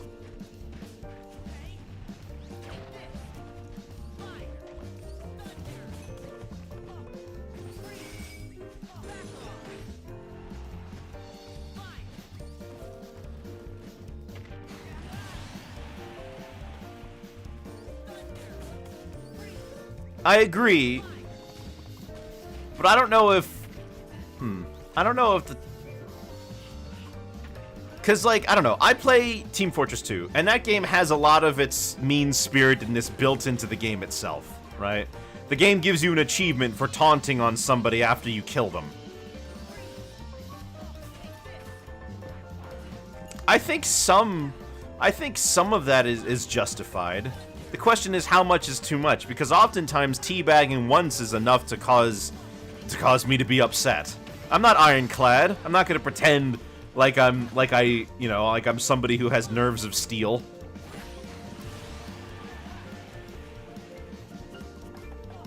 I suppose the context is different. The situations that present themselves in are played differently.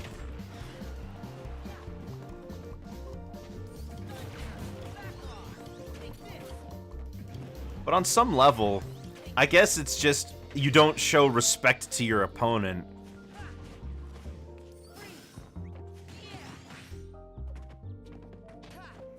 Well, person's emotional sensitivity be the deciding factor of a smash match. But that's what zoning is. Right? Zoning is getting into your opponent's head and causing them to make bad decisions by annoying them.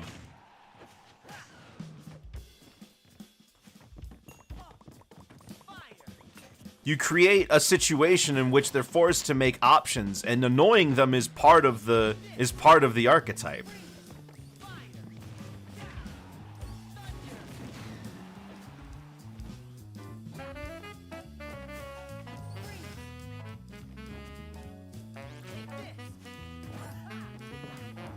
But regardless, this person is absolutely taking it too far, and I don't appreciate their unsportsmanlike behavior.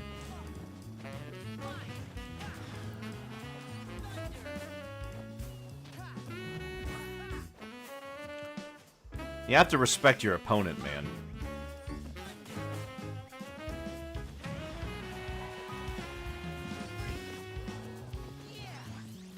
I mean, you know, I remember when that one person... Nice. Remember when that one guy when the one tournament would scream?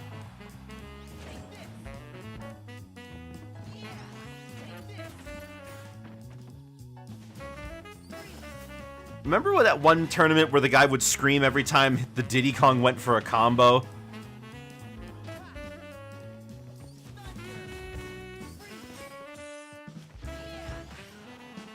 Exactly the same, yeah. Well, that one was catching a lot of flack because that's an out-of-game action. Because if you allow out-of-game actions, then like what, is standing in front of the screen allowed? But when it's an in-game action, it's all within the realms of the game, you know? Like, okay, for example, in basketball, you can't hold the ball while running without dribbling because it's against the rules. But in a video game, you can't do it because you physically cannot do it.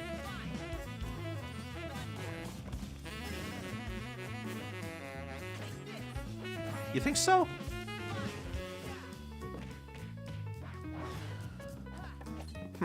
How far do you propose this extends to? Like that one clip of Justin Wong saying, "You're gonna learn today," to that kid.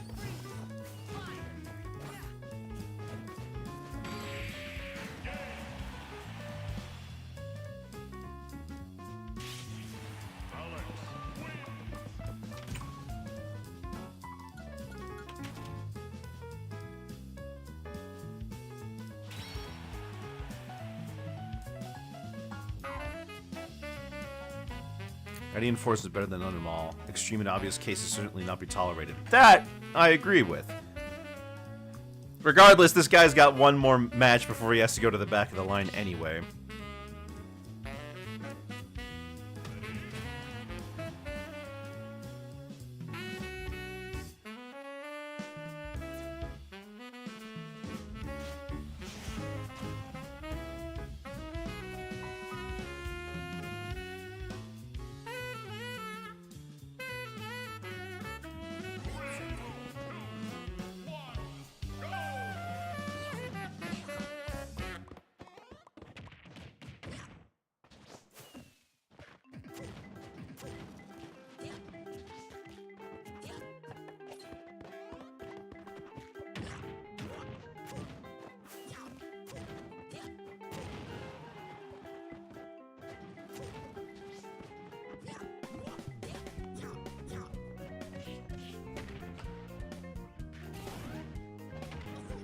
I was kind of hoping that Braxton would be like some sort of crazy dark horse where his unorthodox method of play would like get him the win.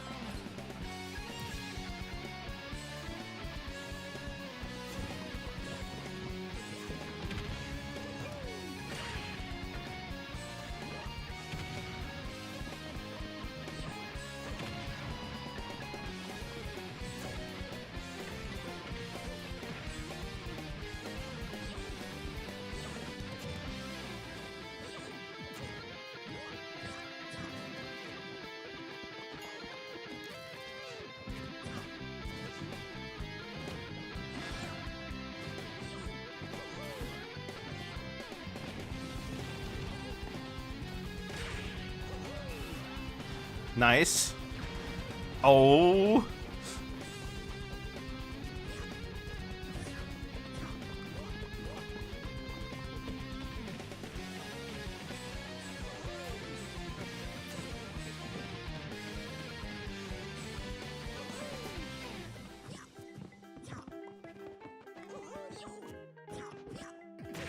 Ooh, nice.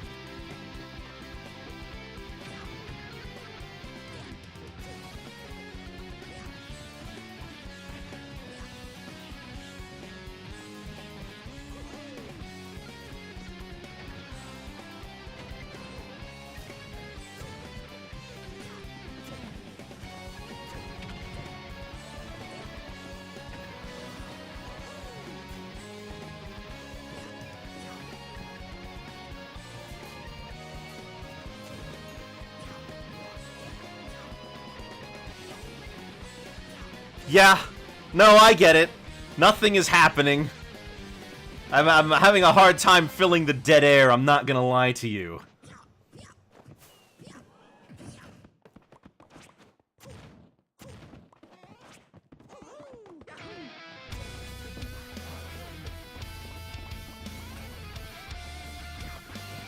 Man, Cass. I miss Cass in Tears of the Kingdom. He was such a cool part of Breath of the Wild. I'm really sad he didn't make his way into the sequel.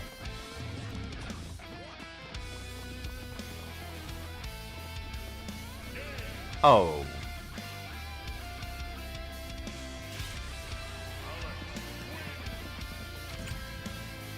Did he say he was going to do... Like, after you complete the Cass quest, does he say he's going to do anything in like, at the end of Breath of the Wild?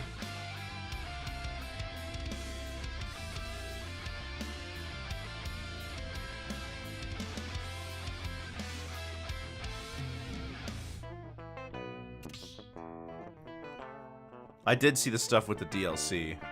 Alright, Juicebox, I gotta go to the back of the line. Yeah. They just had no respect for any of us. I don't like having people like that. You can win, you can trounce me all day, but I expect you to at least respect me. I'm a person with feelings, you know?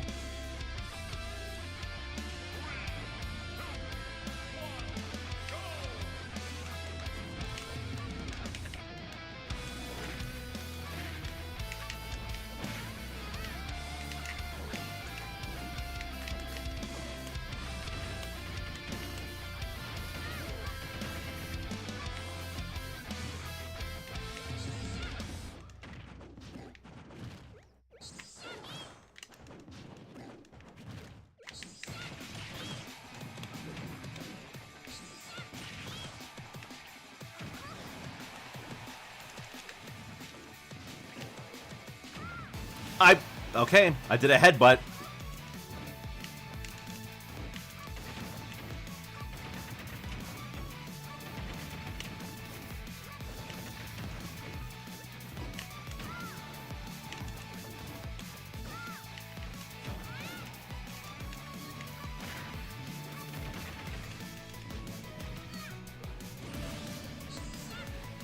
Yeah, there you go.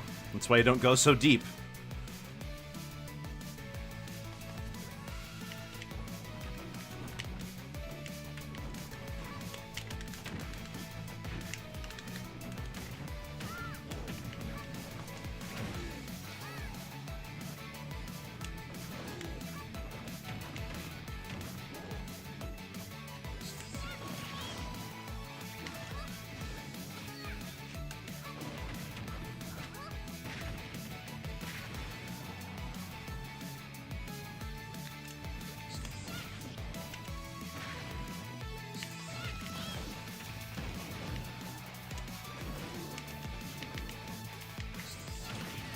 Yeah, there you go.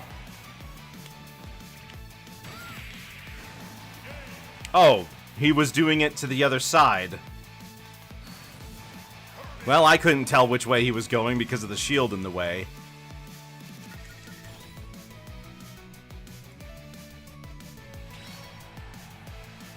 You got Donkey Kong RPG. What would make it unique? Honestly, I have no idea. But it would be, I guess it would be interesting to have your main character be the strength character in an RPG. Usually your main character in an RPG is like a jack-of-all-trades, master of none type.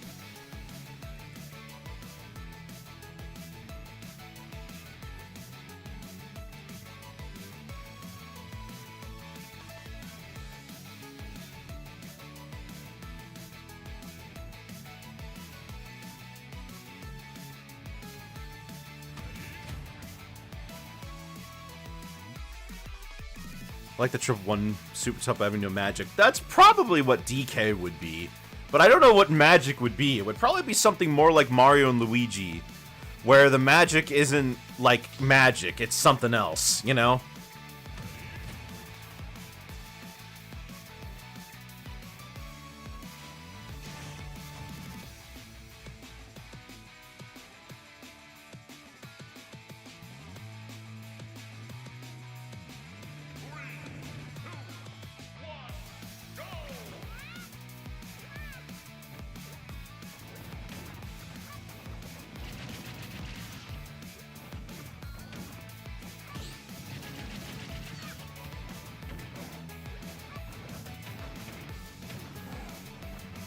Have you guys been seeing people talk about Piglet's big game on Twitter as of late?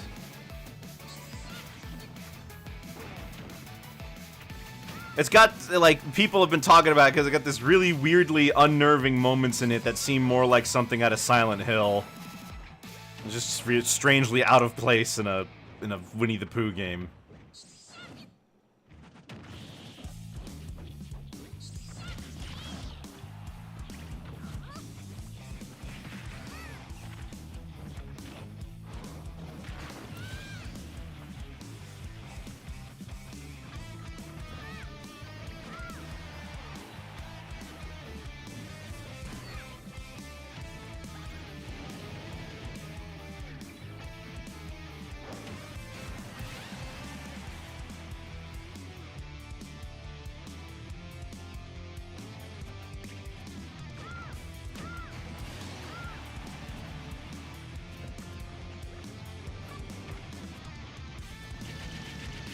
Do you want to go for the suicide?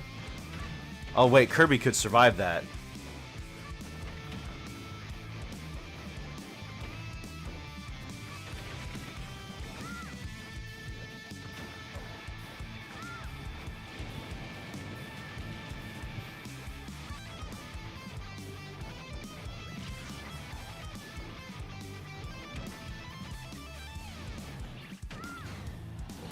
Wow.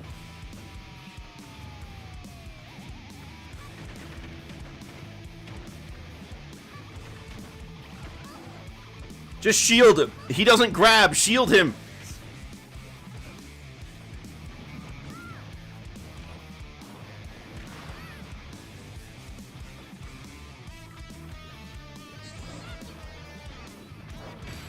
Oh.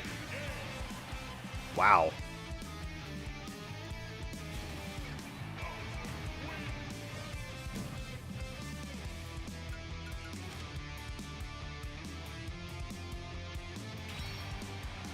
Thinking of Kirby who's not expecting it could. Yeah. Because Kirby has a lot of vertical.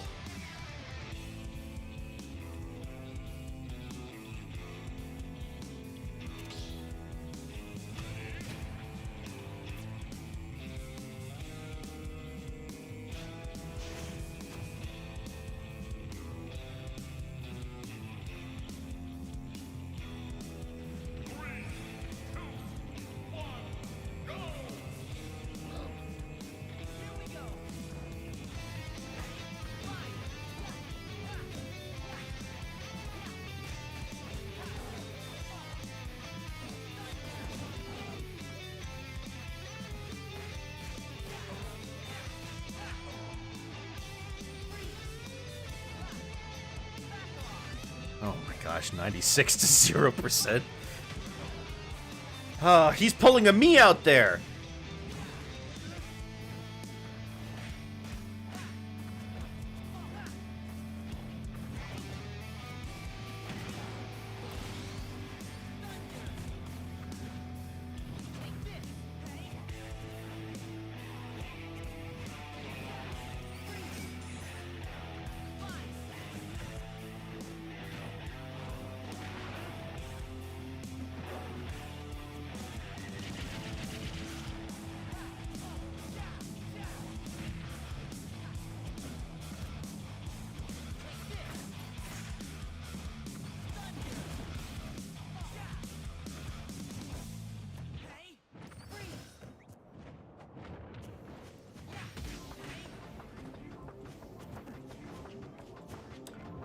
You know what? I've been doing variable lengths for these for a while now. I think we'll go until a half hour from now.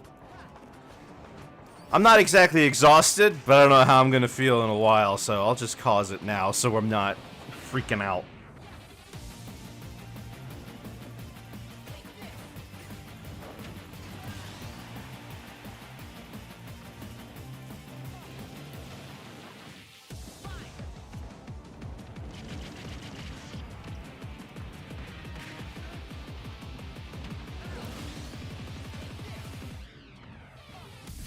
Wait a minute. Hey, I found a video of that juice box guy.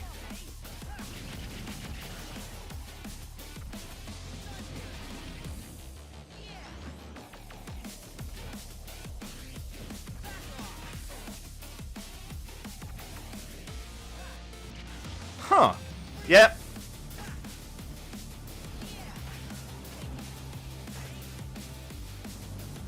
He plays competitively in locals from the looks of it.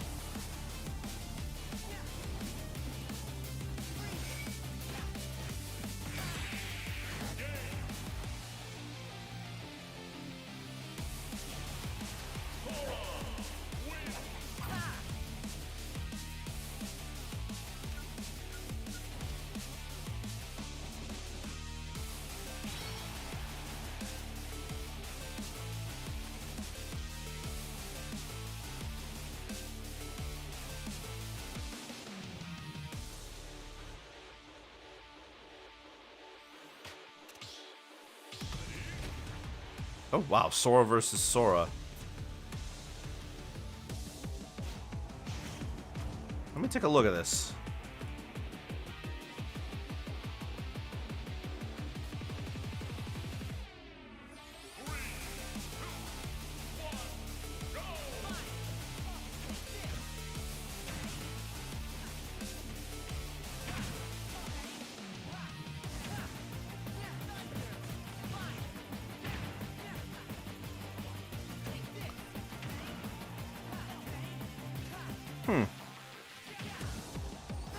Yeah, I found a video from 2 years ago that has that Alex player doing local stuff.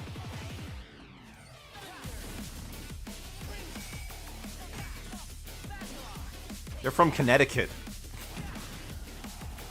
Interesting. Steve was 2 years ago? Yeah! More than that.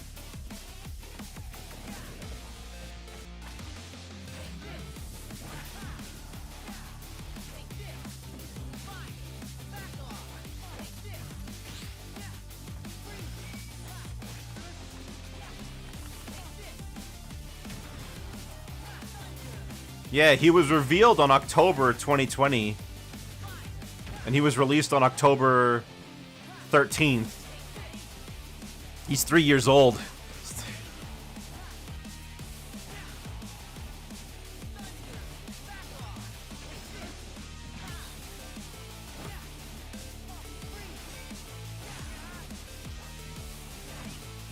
Oh yeah. If Steve comes back, he is absolutely getting some changes.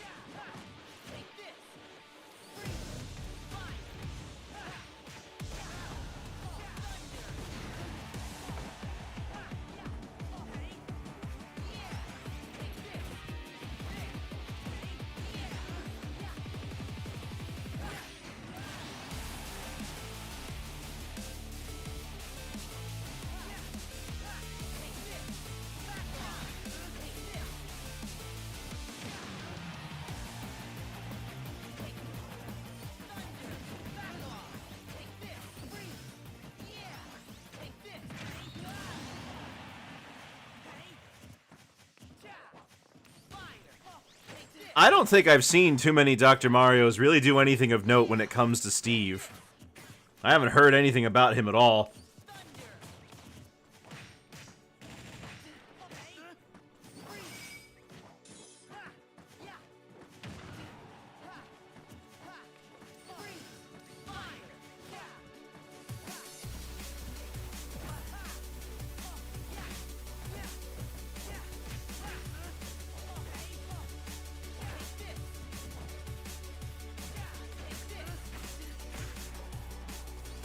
Probably, like, one of those things where, in theory, K. Rool might have something, because if I recall correctly, Crown does... I think Crown goes through blocks and can hit him, but he has, like, no good ways to approach. I don't know, the armor on his aerials might have been overestimated there.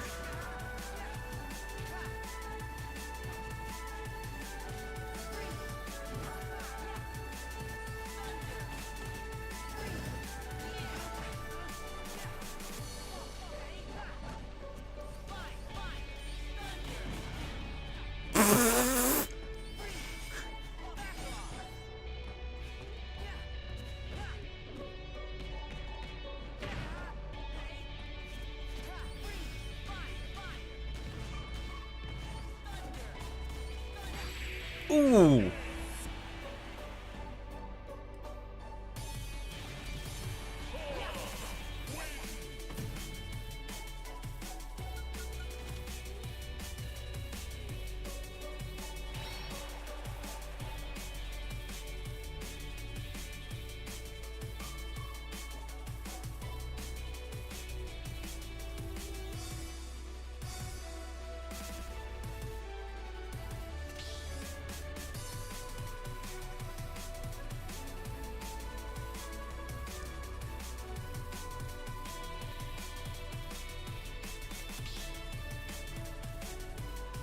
He played once. Didn't he? Oh no, he also fought Alex.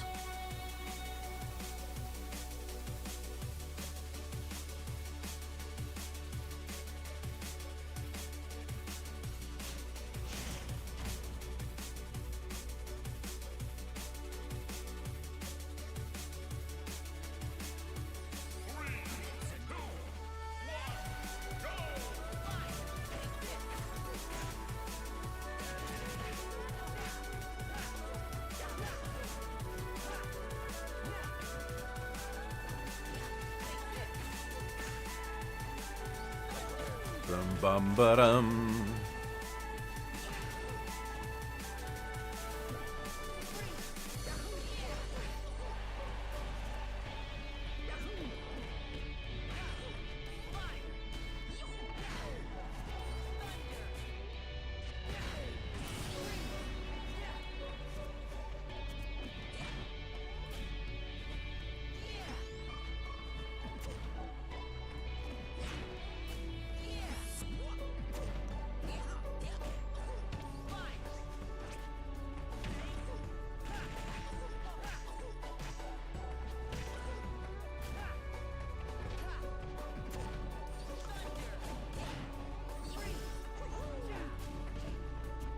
Gosh, this picture on this song, Congus, the picture that you used here of the song, I remember this like anime Smash Brothers Brawl fan art that was all the rage at the time.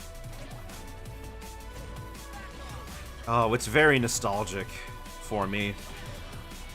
I remember seeing like Lucky Star styled ice climbers. Hold on.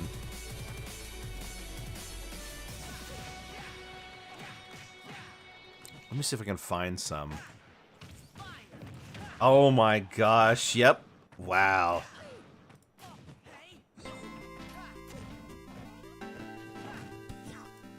Oh my gosh. Smash Brothers Brawl is such a special time to me.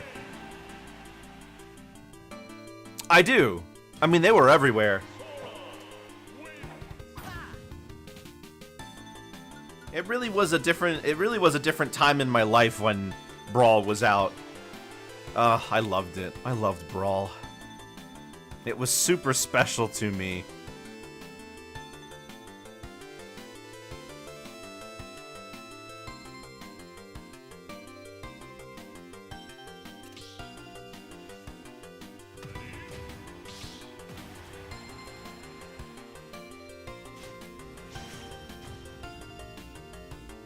Do you mean the Game Informer hoax? Their April Fool's Day joke?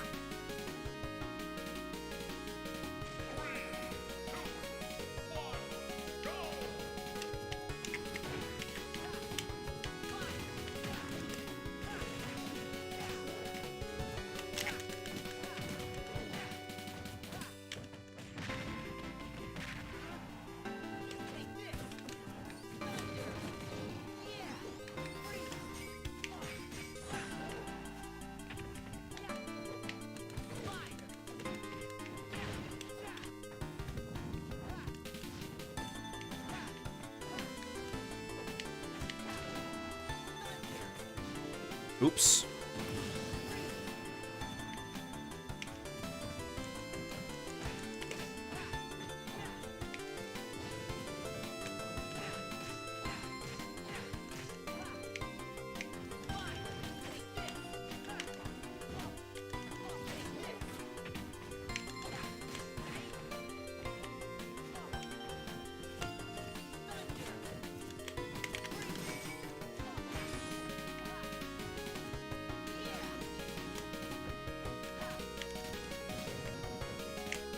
I really thought he was going to use Faraga.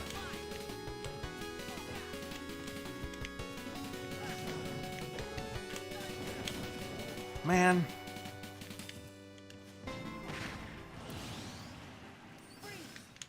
I'm waiting for him to do stuff so I can capitalize on it, but not only is he not doing the stuff, I just can't seem to capitalize on any of it. I'm just not allowed to play, guys.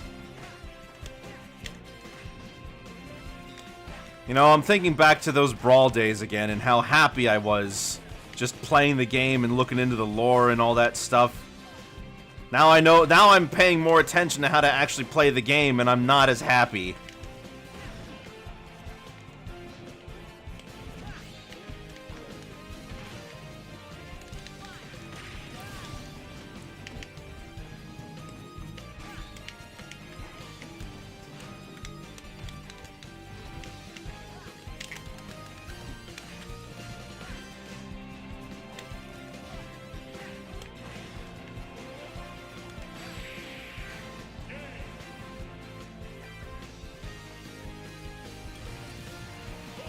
Random button that resets everyone in the world smash skill back to 0.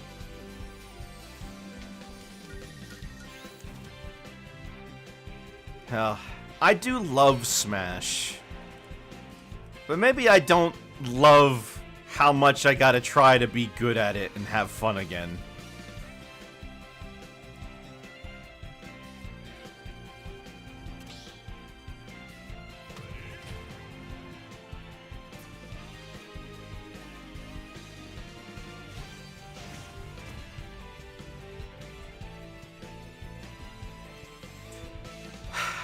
Oh my gosh, though, the videos about it, all the flash animations from Brawl's days, the hype over Sonic and Mario being together in the same game, even though I wasn't somebody who grew up with that rivalry, it was exciting, because Mario and Sonic at the Olympic Games was just not the same.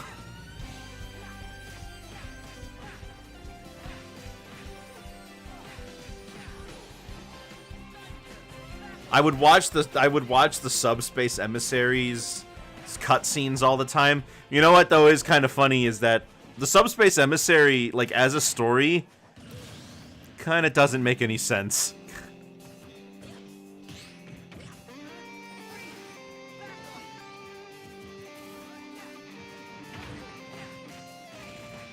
I had no idea who Marth and Ike and Roy were. When I first saw them, I thought they were Zelda characters. I had no idea what Pikmin was. I didn't know Olimar was tiny. I didn't know anything about Metal Gear.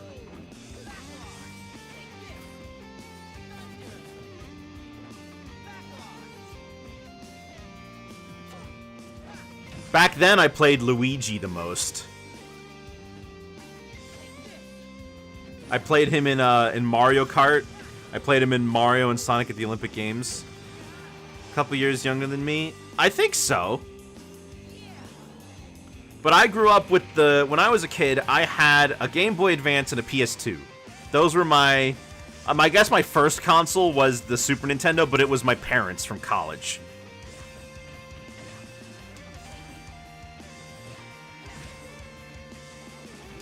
But the first console we had new was the PS2. And then I got a Game Boy Advance, and the games I played on the Game Boy Advance were mostly the Super Mario Advance games and Mario vs. Donkey Kong. I played those a lot, and the Donkey Kong Country games. I didn't have the third one until years later. I only had 1 and 2. Then I had the Wii, and that was the first time I had like a home Nintendo console, really. I got Mario Galaxy, I got Mario Kart, I played Wii Play and Wii Sports. What else did I play? I had the Simpsons game, I played that.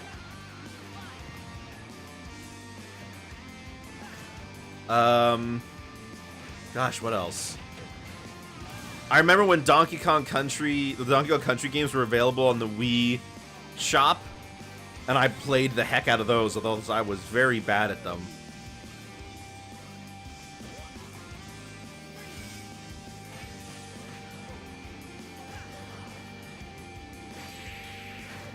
Oof. I didn't understand Zelda. I didn't understand RPGs. The first game I ever played is likely Donkey Kong Country or Super Mario All-Stars. It's one or the other. I also had some computer edutainment games when I was a kid. I played Jumpstart, and I had this VeggieTales game, I remember.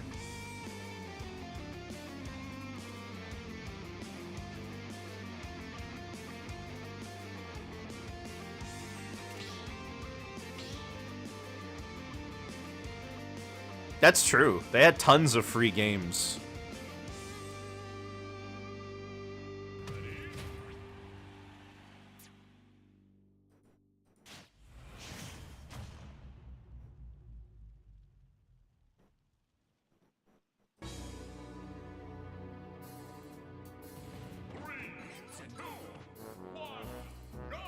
I played a lot of Toontown as well.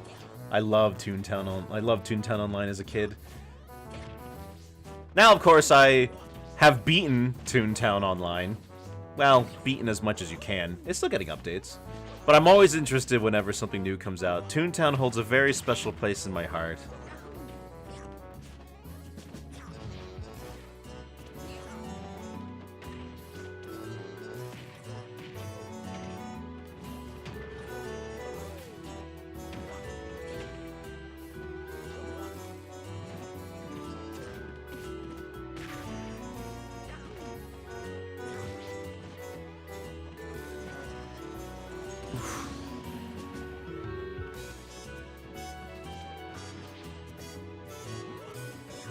Gosh, you know, I used to be really excited to play video games.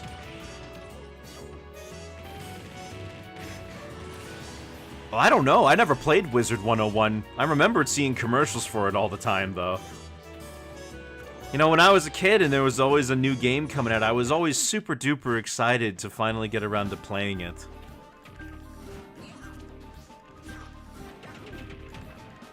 Well, now Toontown is free because, thanks to fans, they keep it running.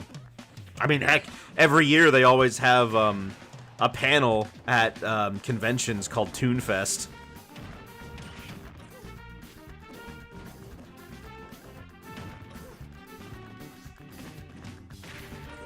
I mean, it's crazy that the fans still keep it up and alive and they're still updating it. We're currently waiting on 2 big updates for both Toontown Rewritten and Toontown Corporate Clash.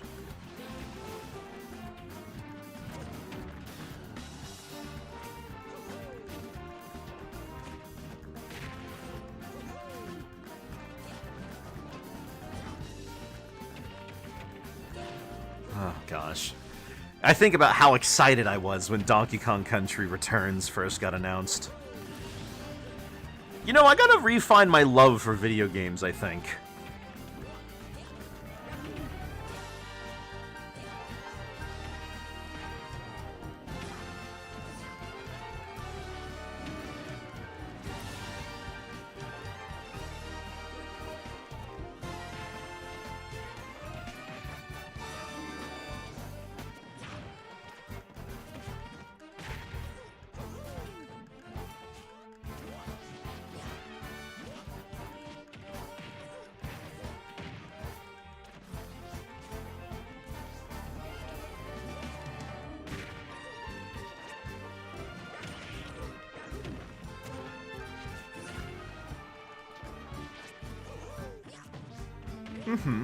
That's fair.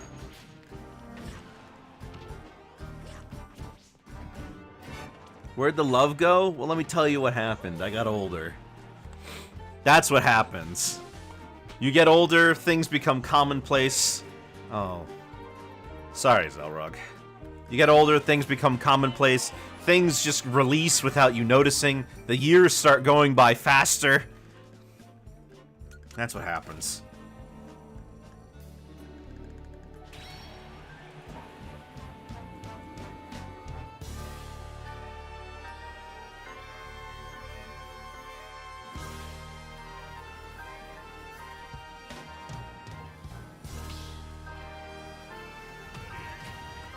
One of the games earlier were Neopets and some chat room thing.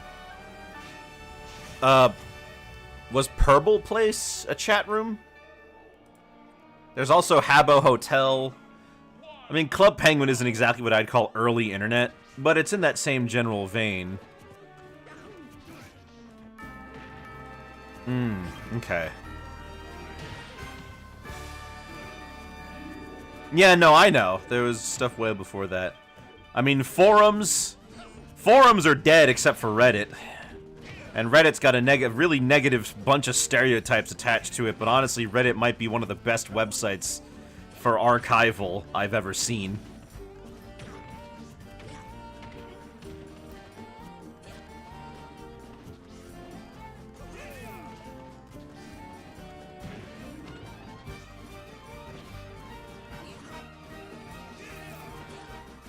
Yeah, I mean, game development now is a little bit different. Depends on who you ask, really. In Sony and Microsoft's case, they tend to take a long time to release new content, but Nintendo's just releasing games the same as they always have. Now, I think he was talking about back then how games tended to come out faster. Or maybe not. But back then, it was not unreasonable to expect a sequel to a game you like to come out the year afterwards. Not like now, where GTA 5 came out in 2013 and its sequel comes out like 13 years later.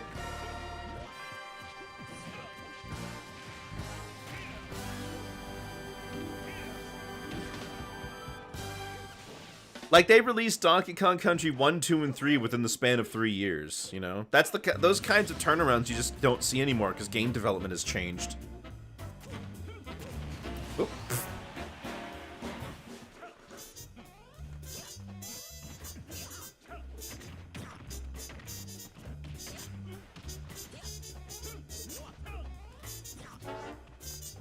I mean, not that that was always good. I would prefer if people would be not forced to crunch, but we have longer game development times and there's still crunch. I don't think we're going to be getting a new DK game before GTA 6 comes out, because GTA 6 comes out in like a year, doesn't it?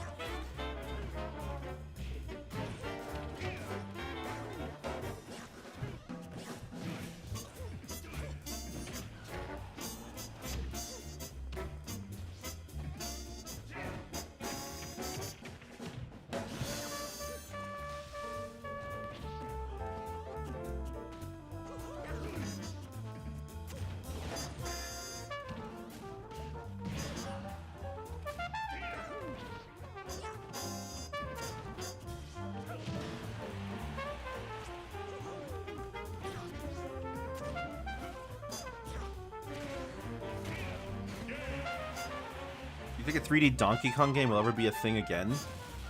Maybe.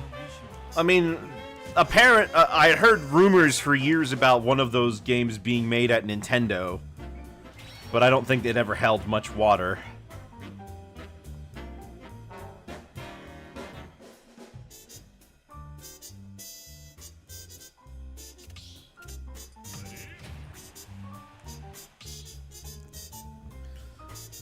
I think we'll make this one our last match of the day. Just sometimes, it's just, you know, time has a way of getting away from you. And the things, you know.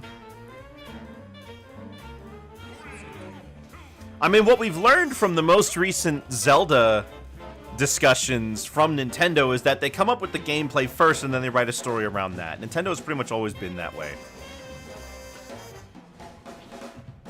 It's why a new F-Zero hasn't been made.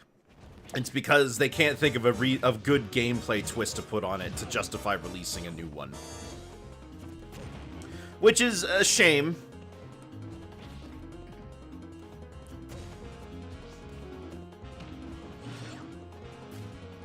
Not really news they did it with Star Fox Adventures. That's, yeah. Well, they did that with Star Fox in general. Splatoon, they offered the Splatoon team was offered the chance to use Mario characters if they couldn't think of their own original characters. Could you imagine if if Splatoon had become a Mario IP?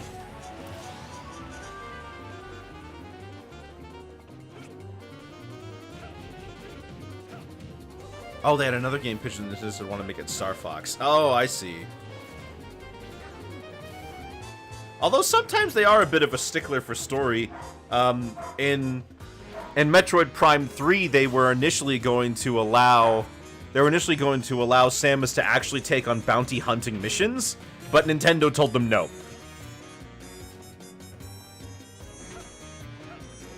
It seems like between the West and the East, Samus's position as a bounty hunter seems to carry different weight.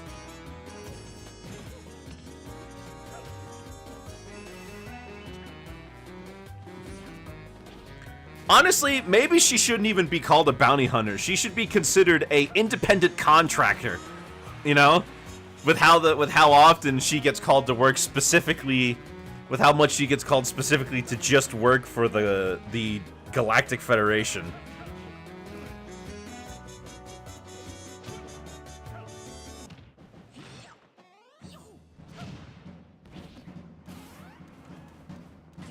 Oof. Down to the wire, huh?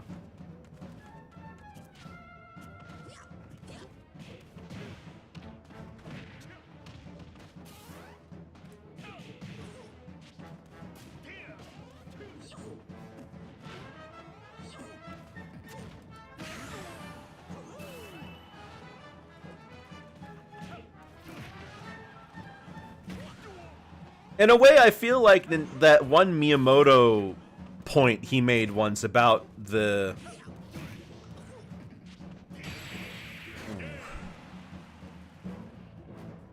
Well, she was trained by the Galactic Federation, and she has lots of ties to it, but Samus herself never seems to do anything without the Galactic Federation, like, asking her to.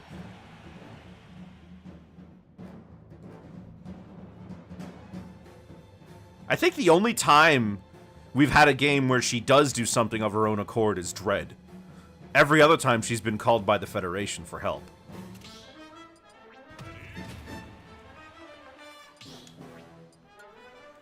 Well, on that note, that's all for me today. I hope you guys enjoyed the conversations and the friendly battles. We'll be back on Monday with more Echoes of Wisdom. We should be finishing the game just about that point. That's going to be all for me for right now, though. I'll be seeing you guys later. Have yourselves a very good afternoon and a good night. And